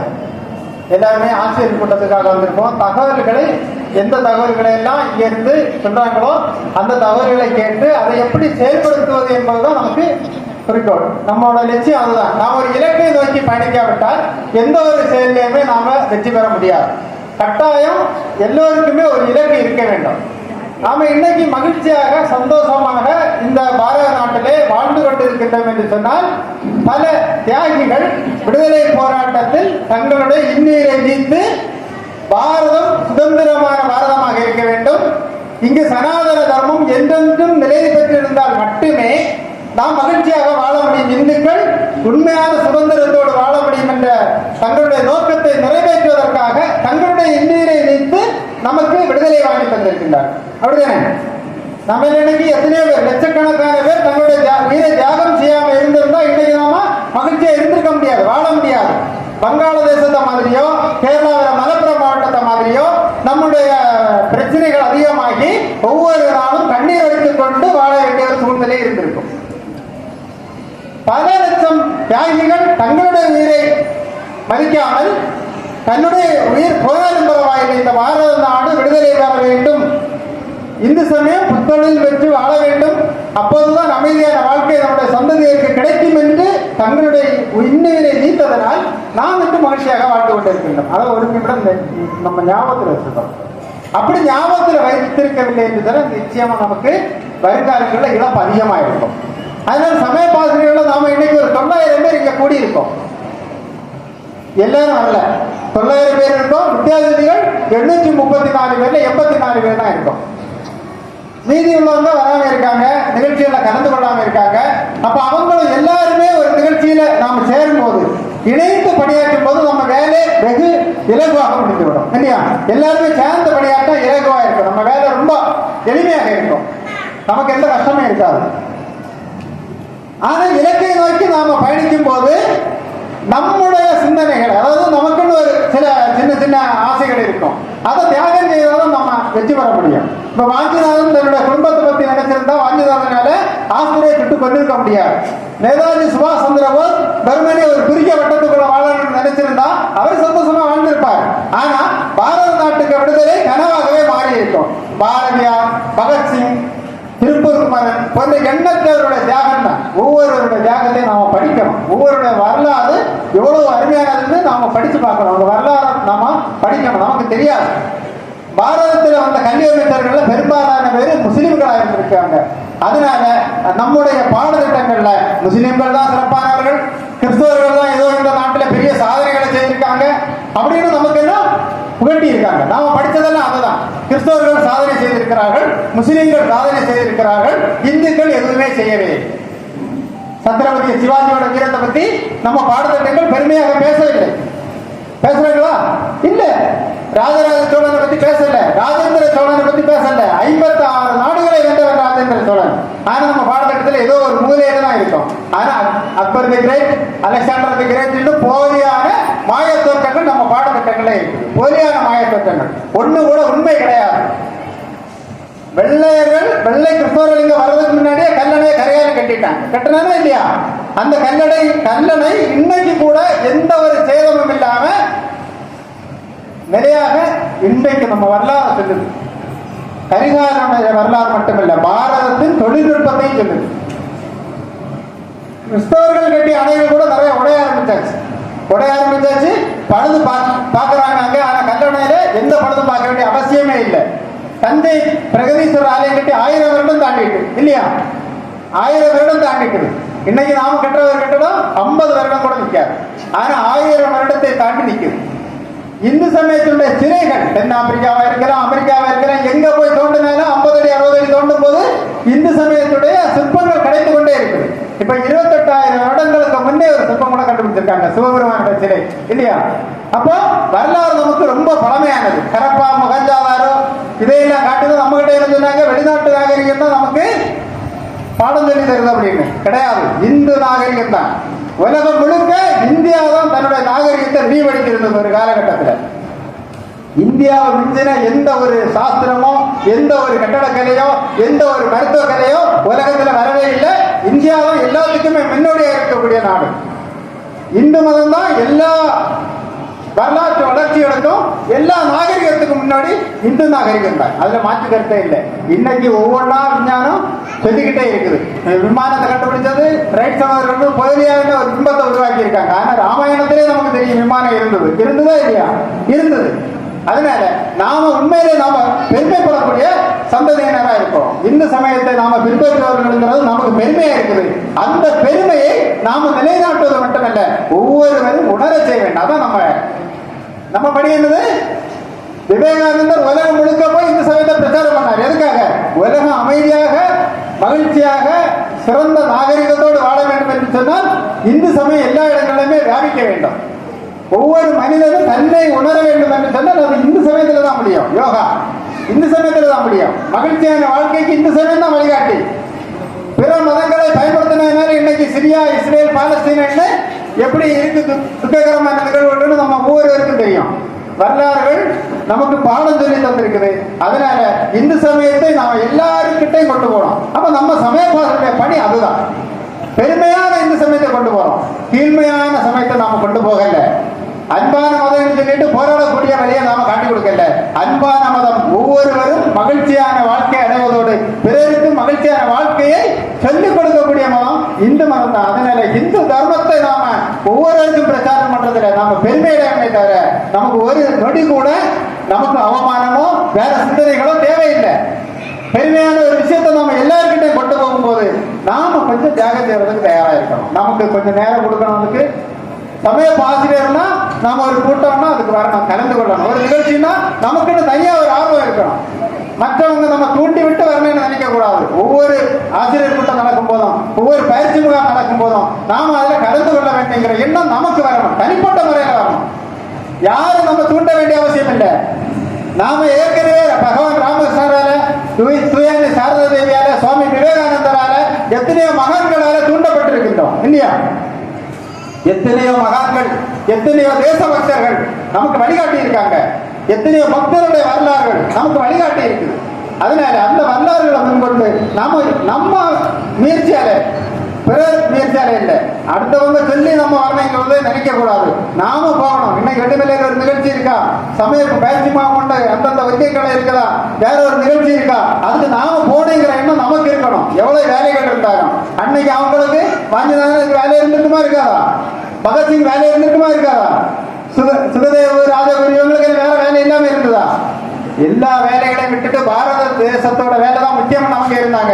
அதே மாதிரி நாம நினைக்கிறோம், நம்ம வேலைகள்ல கொஞ்சத்தை ஒதுக்கி வச்சுட்டு இந்து சமயத்துக்காக, இந்து சமய தர்மத்தை நாம எல்லாருக்கும் சொல்லிக் கொடுக்கறதுக்காக நாம வேலை செய்யணும். அதுக்காக எல்லா முகாம்களுக்கும் நிகழ்ச்சிகளுக்கும் கலந்து கொள்ள வேண்டும். நம்ம ஊர்ல அடிப்படையை உருவாக்கணும். ஒவ்வொரு ஊர்லயும் நமக்கு முக்கியமான வேலையாக தான். இன்னைக்கு ஏற்கனவே நமக்கு தெரியும், கிறிஸ்தவர்கள் முஸ்லீம்கள் எல்லாம் எந்த அளவுக்கு ஒற்றுமையா இருக்கிறாங்கன்னு நமக்கு தெரியும். தெரியுமா தெரியாதா? தெரியும். ஆனா இந்துக்கள் ஒற்றுமையா இல்லை. ஆனா உண்மையிலே நாம சிறந்தவர்கள். நம்ம ஆண்டவர்கள் எல்லாம் கிறிஸ்தவர்களும் முஸ்லீம்களும் நம்ம கொள்ளையடிக்கக்கூடிய நோக்கத்துக்காக வந்தவங்க. நாம அப்படி இல்லை. பிறருக்கும் பாரம்பரிய தர்மத்தை வழங்கக்கூடிய ஒரு உயர்ந்த நோக்கத்தில் இருக்கக்கூடியவங்க. அப்ப நம்ம ஊர்ல இருக்கக்கூடிய எல்லா இந்துக்களும், என்ன இந்துக்கள் எல்லாம் விழிப்புணர்வு இல்லாம இருக்காங்க. ஒவ்வொரு ஊர்லயும் விழிப்புணர்வு இல்லாத இந்துக்களுக்கு எண்ணிக்கை நிறைய. 100 இந்துக்கள் இருந்தா ஒரு 10 பேருக்கு கூட இந்து சமயத்தை பற்றிய விழிப்புணர்வு இல்லை. பாரத நாட்டுக்கு பாரம்பரியம் தெரியாது, பாரத நாட்டுக்கு தேசபக்தருடைய வரலாறு தெரியாது, மக்களுடைய வரலாறு தெரியாது, தியாகத்தை பற்றி தெரியாது. ஒண்ணுமே தெரியாம இன்னும் ஒவ்வொரு ஊர்லயும் குறைந்தபட்ச 10% கூட இன்னும் விழிப்புணர்வுக்குள்ள வரல. அவங்களுக்கு நாம விழிப்புணர்வு உருவாக்குறதுக்கு ஒவ்வொரு ஊர்லயும் நாம வேலை செய்யணும். நம்ம வேலை ஒவ்வொரு ஊர்லயும் அடிப்படையில உருவாக்குறா மட்டும்தான் ஒரு சிறந்த இந்து சமயத்தோட நிறைய நாம நிறுவ முடியும் ஒவ்வொரு இடத்துலயும். ஆனா நம்ம ஊர்கள்ல சமயப்பு வரக்கூடிய பிள்ளைங்களை நீங்க கணக்கெடுங்க, சமயப்பு வராதவங்களை கணக்கெடுங்க. வராதவங்களை எப்படி வர வைக்கிறதுன்னு ஒவ்வொரு வீட்டு தொடர்பு தான், வீட்டு தொடர்பு தான். ஒவ்வொரு வீட்லயும் போய் ஒரு தடவை கூப்பிடுவோம், வரலன்னா அடுத்து கூப்பிடுவோம், வரலன்னா திரும்பவும் கூப்பிடுவோம். நம்ம வேற அதுதான். ஒரு தடவை கூப்பிட்டா வரல, 2 தடவை கூப்பிட்டா வரல, 3 தடவை கூப்பிட்டா வரல, ஒரு பொறுப்பாளர் இருக்காரு நாம கூப்பிட்டு பார்த்தோம் வரல அப்படின்னா நாம விட்டாச்சுன்னா அவங்க அப்படியே ஒதுங்கி இருந்துருவாங்க. அது ஏதோ ஒரு தனி வாழ்க்கையில அவங்களுக்கு சந்தோஷமா நிறுத்தி இருந்துருவாங்க. அப்படி கிடையாது. நம்மளோட நோக்கம் இது. எத்தனை தடவை வரலனாலும் திரும்பவும் நம்ம வேலை செஞ்சுட்டே தானே இருக்கணும்.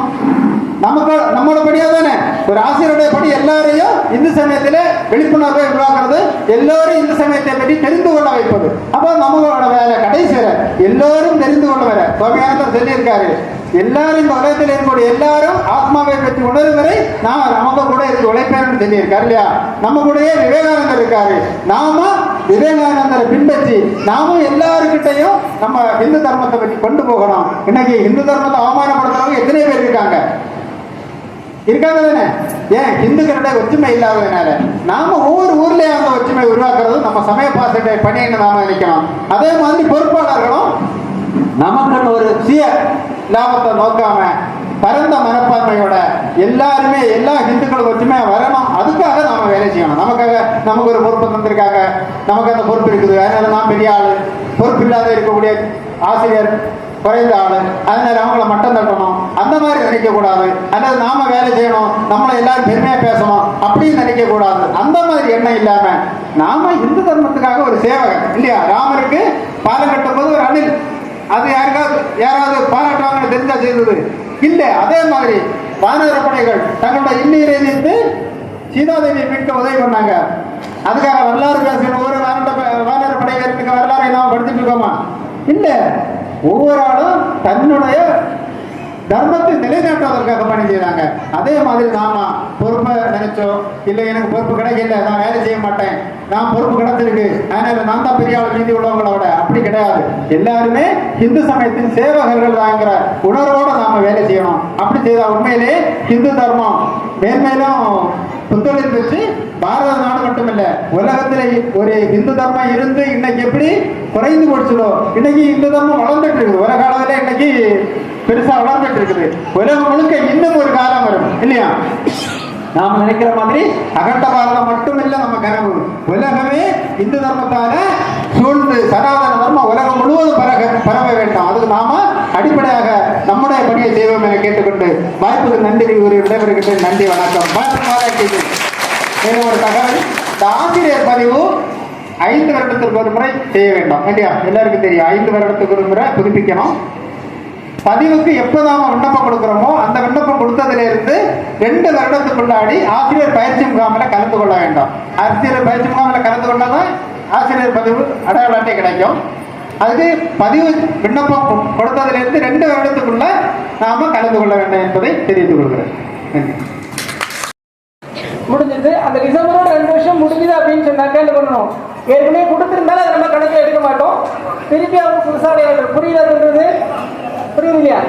அதில் இனி உள்ளது 2 வருஷம் கணக்கு கிடையாது. இதுக்கு முன்னாடி கொடுத்த 2 வருஷம் ஆனவங்களும் திருப்பி நம்ம புதுசாக படிக்கணும்.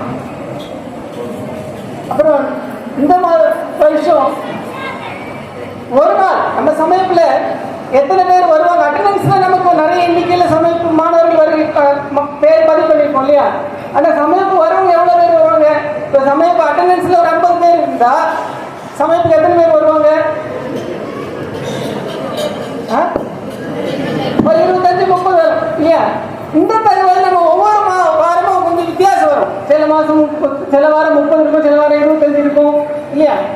அதனால இப்ப என்ன பண்ணிருக்கோம்னா ஒரு உத்தேசம் ஒரு கணக்கெடுக்கணும்னு நினைச்சிருக்கிறோம்.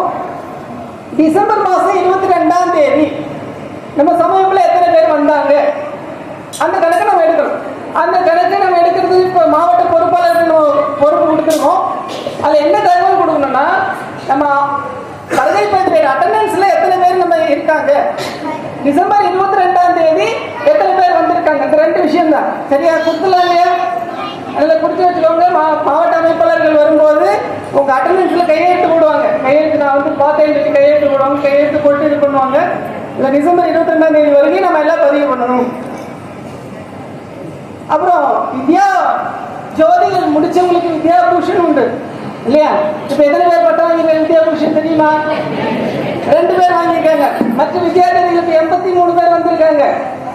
அவங்கள வித்யா பூஷன் வாங்குறதுக்கு முயற்சி பண்றாங்களா இல்லையா? பண்ணல.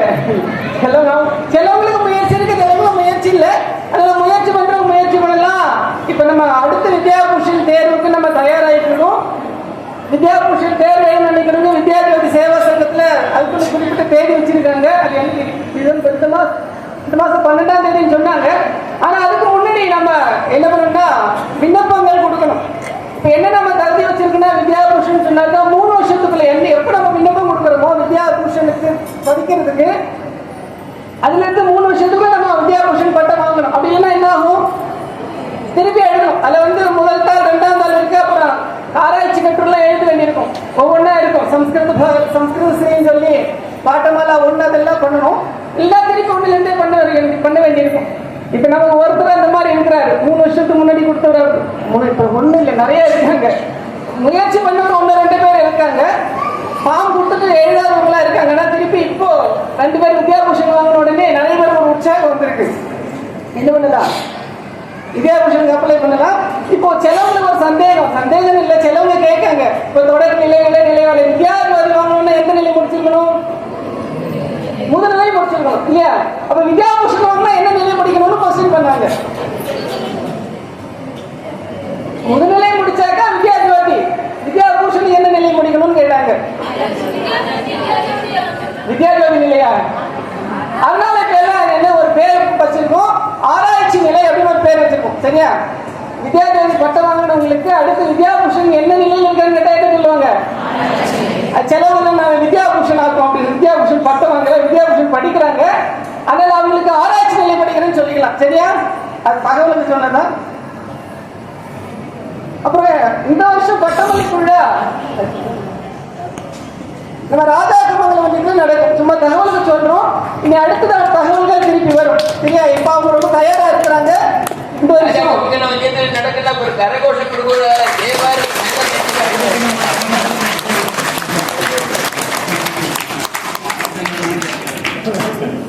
நான் 2 ஆசிரியர் கூட்டத்துக்கு போயிருந்தேன். அங்க சில விஷயங்கள் பேசினேன்.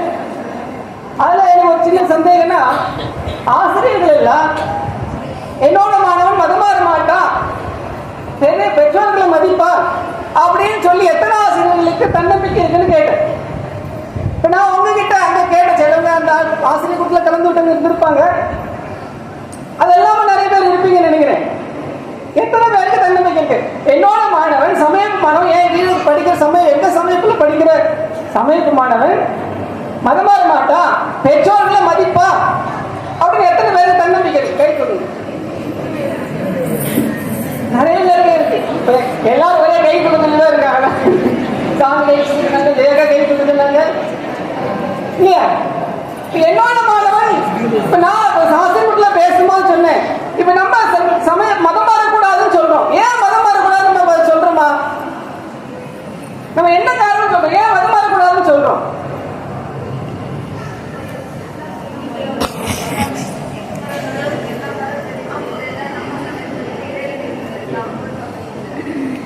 சில விஷயங்கள் நம்ம சொல்றோம், ஏதாவது சொல்றோம். சொல்லி என்னன்னா செலவுல என்ன பண்ணுவோம்னா கிறிஸ்துவ மதத்தை பத்தி கொஞ்சம் வெறியேற்றி விடுவாங்க, முஸ்லீம் மதத்தை பத்தி, மற்ற மதத்தை கிறிஸ்துவ முஸ்லீம் கிடையாது, எந்த மதத்தை பத்தி அவங்க என்னெல்லாம் பிரச்சனை பண்றாங்கன்னு சொல்லி மதம் மாற வேண்டாம், அவங்களுக்கு மேல ஒரு வெறுப்பை ஏற்படுத்தலாம்.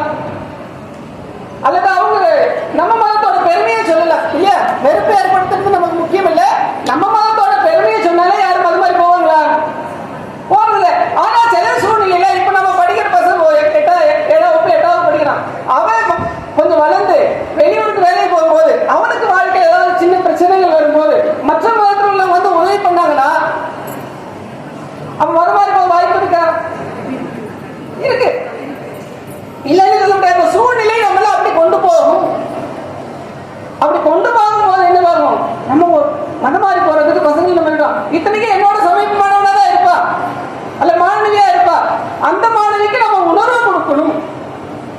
அந்த உணர்வு கொடுக்கலன்னு என்ன ஆகுனா, பிற்காலத்துல பெரிய ஆளாகும் போது நம்ம எல்லாம் ரொம்ப பெருமைப்பட வேண்டிய விஷயம். நம்ம ஆசிரியர்கள் இப்ப சென்னையில அங்கங்க வேற மாவட்டங்கள்லாம் போய் சமயப்படுத்துறாங்க, ரொம்ப பெருமை. இந்த மாதிரி மாணவர்களை நம்ம உருவாக்கலாம் தானே.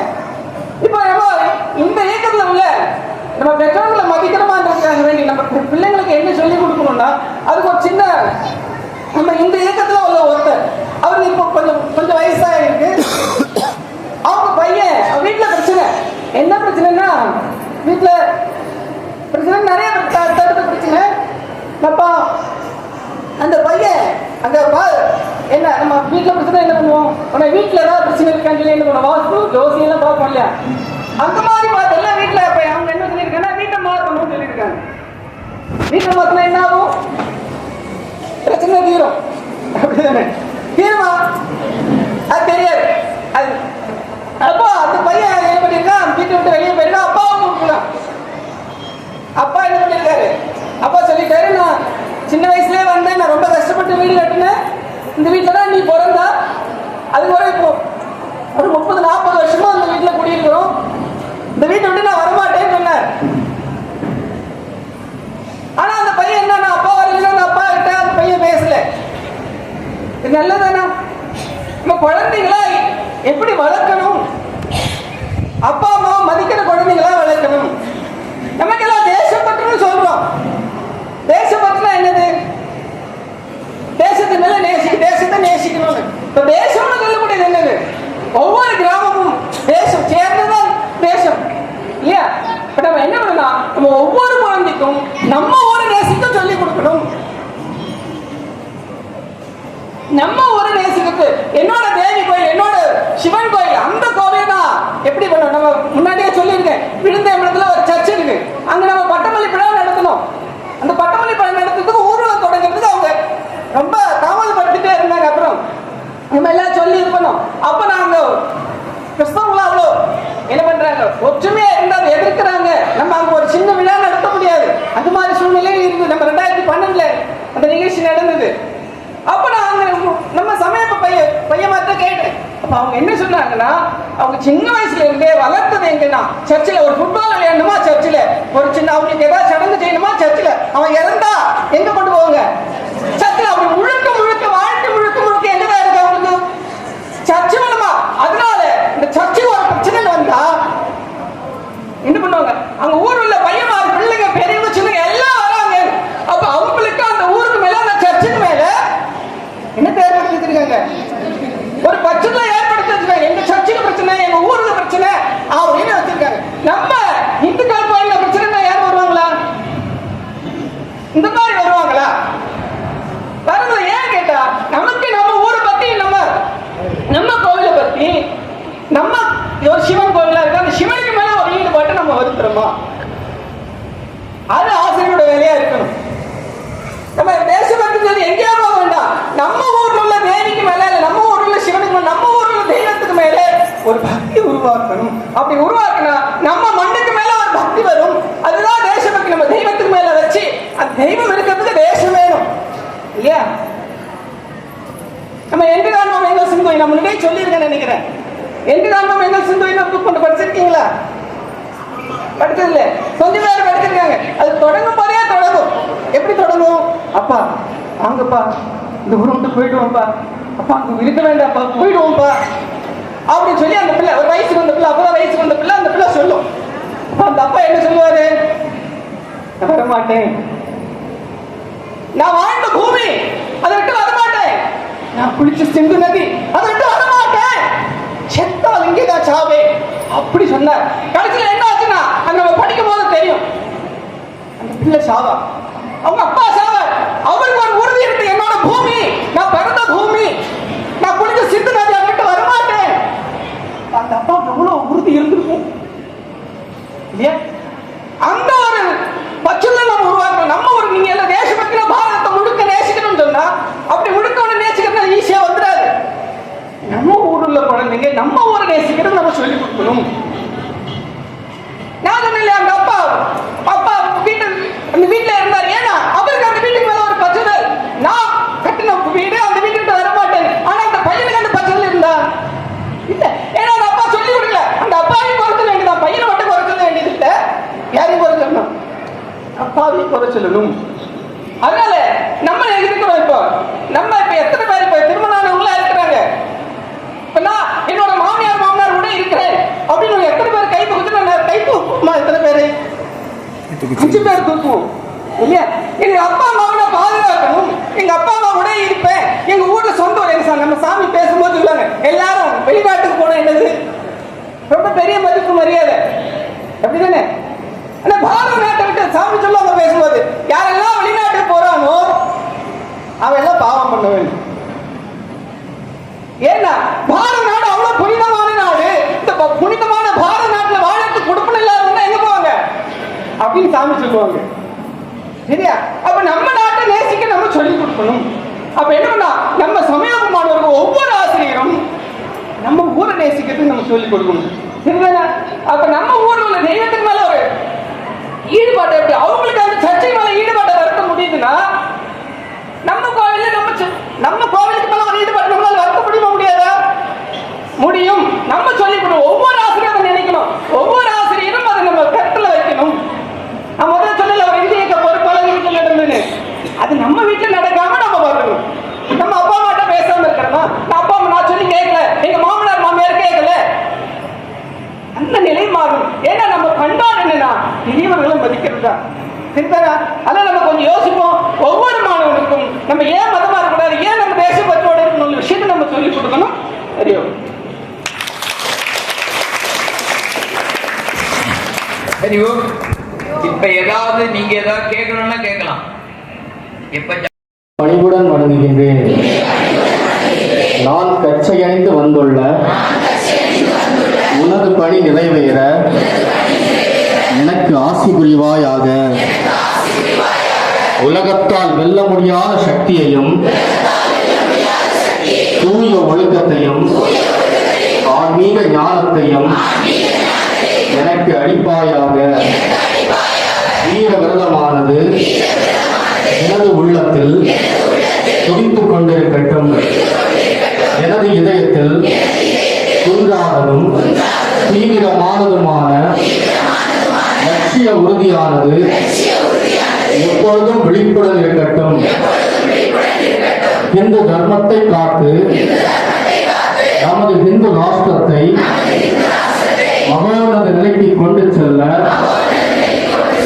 என்னால் இயன்ற மட்டும் உழைப்பேன் என்று உறுதியெடுத்துக் கொள்கின்றேன். பாரத திருநாடே, அன்பு காட்டும் தாய்நாடே, மங்களமான புண்ணிய பூமியே, உன்னை எப்பொழுதும் வணங்குகின்றேன். உனது பணிக்காகவே எனது உடலை அர்ப்பணிக்க ஆற்றலும் உறுதியும் தியாக மனப்பான்மையும் அளிப்பாயாக. பாரத் மாதா கி ஜெய். அடுத்து நாம பூர்ணமதம் சொல்லணும். பூர்ணமதம் சொல்லி முடிச்சிட்டு 1 நிமிட நேரம் பிரார்த்தனை. நம்முடைய பிரார்த்தனை என்னவாக இருக்கும்? நம்முடைய பாரத நாடு உலகின் குருவாக மாறணும், பாரத நாடு இந்து நாடாக ஆகணும். அப்படி ஆகணும்னா நம்முடைய ஊர்ல இருக்கக்கூடிய சமயப்பில் எல்லாம் ஊர்ல உள்ள அத்தனை பேரும் கலந்துக்கணும். நமக்கு சமயப்பு இல்லாத பக்கத்து ஊர்ல எல்லாம் சமயப்பு வேணும். அதுக்காக நிறைய பேர் தொண்டாற்றுவதற்கு சமயப்பு ஆசிரியராக வருவதற்கு முன்வர வேண்டும் அப்படிங்கிற பிரார்த்தனை வேணும். அதோட முக்கியமான பிரார்த்தனை, நம்முடைய சமயத்திற்காக தொண்டாற்றுவதற்காக நிறைய முழு நேர ஊழியர்களும் நிறைய துறவிகளும் நம்முடைய குடும்பத்திலேயோ இல்ல பக்கத்து வீட்டுக்காரன் குடும்பத்திலேயோ எப்படியோ நிறைய பேர் வரணும் அப்படின்னு பிரார்த்தனை பண்ணு. நீங்க எல்லாம் பிரார்த்தனை பண்ண அதை முடிச்சுட்டு எல்லாரும் இன்பத்தில் இருக்க சொல்லுவோம். அதை முடிச்சுட்டு இந்து சமய மக்கள் 4 வரி, இந்த நாடு இந்து நாடு 2 வரி முடிச்சுட்டு நாம உட்காருவோம். உட்கார்ந்த உடனே என்ன ஆகும்? நாட்காட்டி கொடுப்போம். நாட்காட்டி கொடுத்துட்டு வாங்கிட்டு போய் சாப்பிடலாம். அதே நேரத்தில் இப்ப அங்க சாப்பாடு கொடுக்க தொடங்க சொல்லியாச்சனால அங்க இருக்கிறவங்களுக்கு சாப்பாடு கொடுக்கலாம். அவங்களுக்கு என்ன கிடைக்காது? நாட்காட்டி கிடைக்காது. என்ன சாப்பாடு கொடுக்கட்டும். சரி, இப்ப நிறைய இருக்கிறோம். பூர்ணமாக எல்லாரும் சேர்ந்து சொல்றோம். பூர்ணமத பூர்ணமிதம் பூர்ணாத் பூர்ணமுதச்யதே பூர்ணஸ்ய பூர்ணமாதாய பூர்ணமேவாவசிஷ்யதே. ஓம் சாந்தி சாந்தி சாந்தி.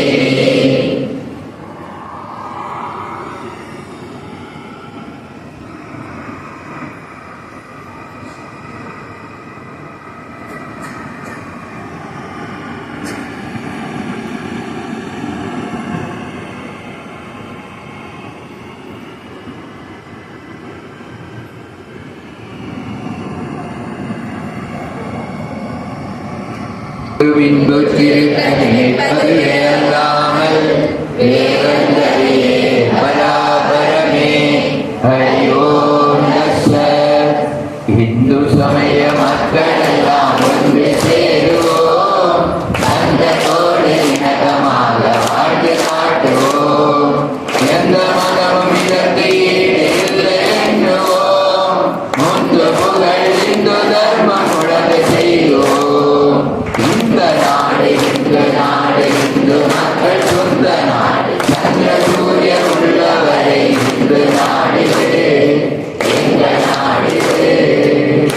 ஜெய் ஸ்ரீ குரு மகாராஜ் கி ஜெய், ஸ்ரீ சாரதா மகாமாயி கி ஜெய், ஸ்ரீ சுவாமிஜி மகாராஜ் கி.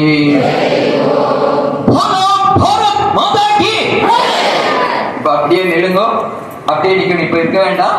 நம்முடைய சுவாமி அவங்க ஹரிபாடு ஆசிரமத்திலிருந்து நேரே சென்னையில ஒரு நிகழ்ச்சிக்கு போயிட்டு நம்முடைய நிகழ்ச்சிக்கு இங்க வந்து அவங்களுடைய சிரமம் ஒன்றும் பாராமல் இங்கே வந்து நமக்கு அருளாசி வழங்கினார்கள். அவங்க இங்க உடனே சாப்பிட்டுட்டு உடனே திருவனந்தபுரத்துல இருந்து ட்ரெயின் படிச்சு இன்னைக்கு அங்க ஹரிபாடு போறாங்க. அதனால உடனே அவங்க கிளம்புவாங்க. அவங்க போகும்போது நாம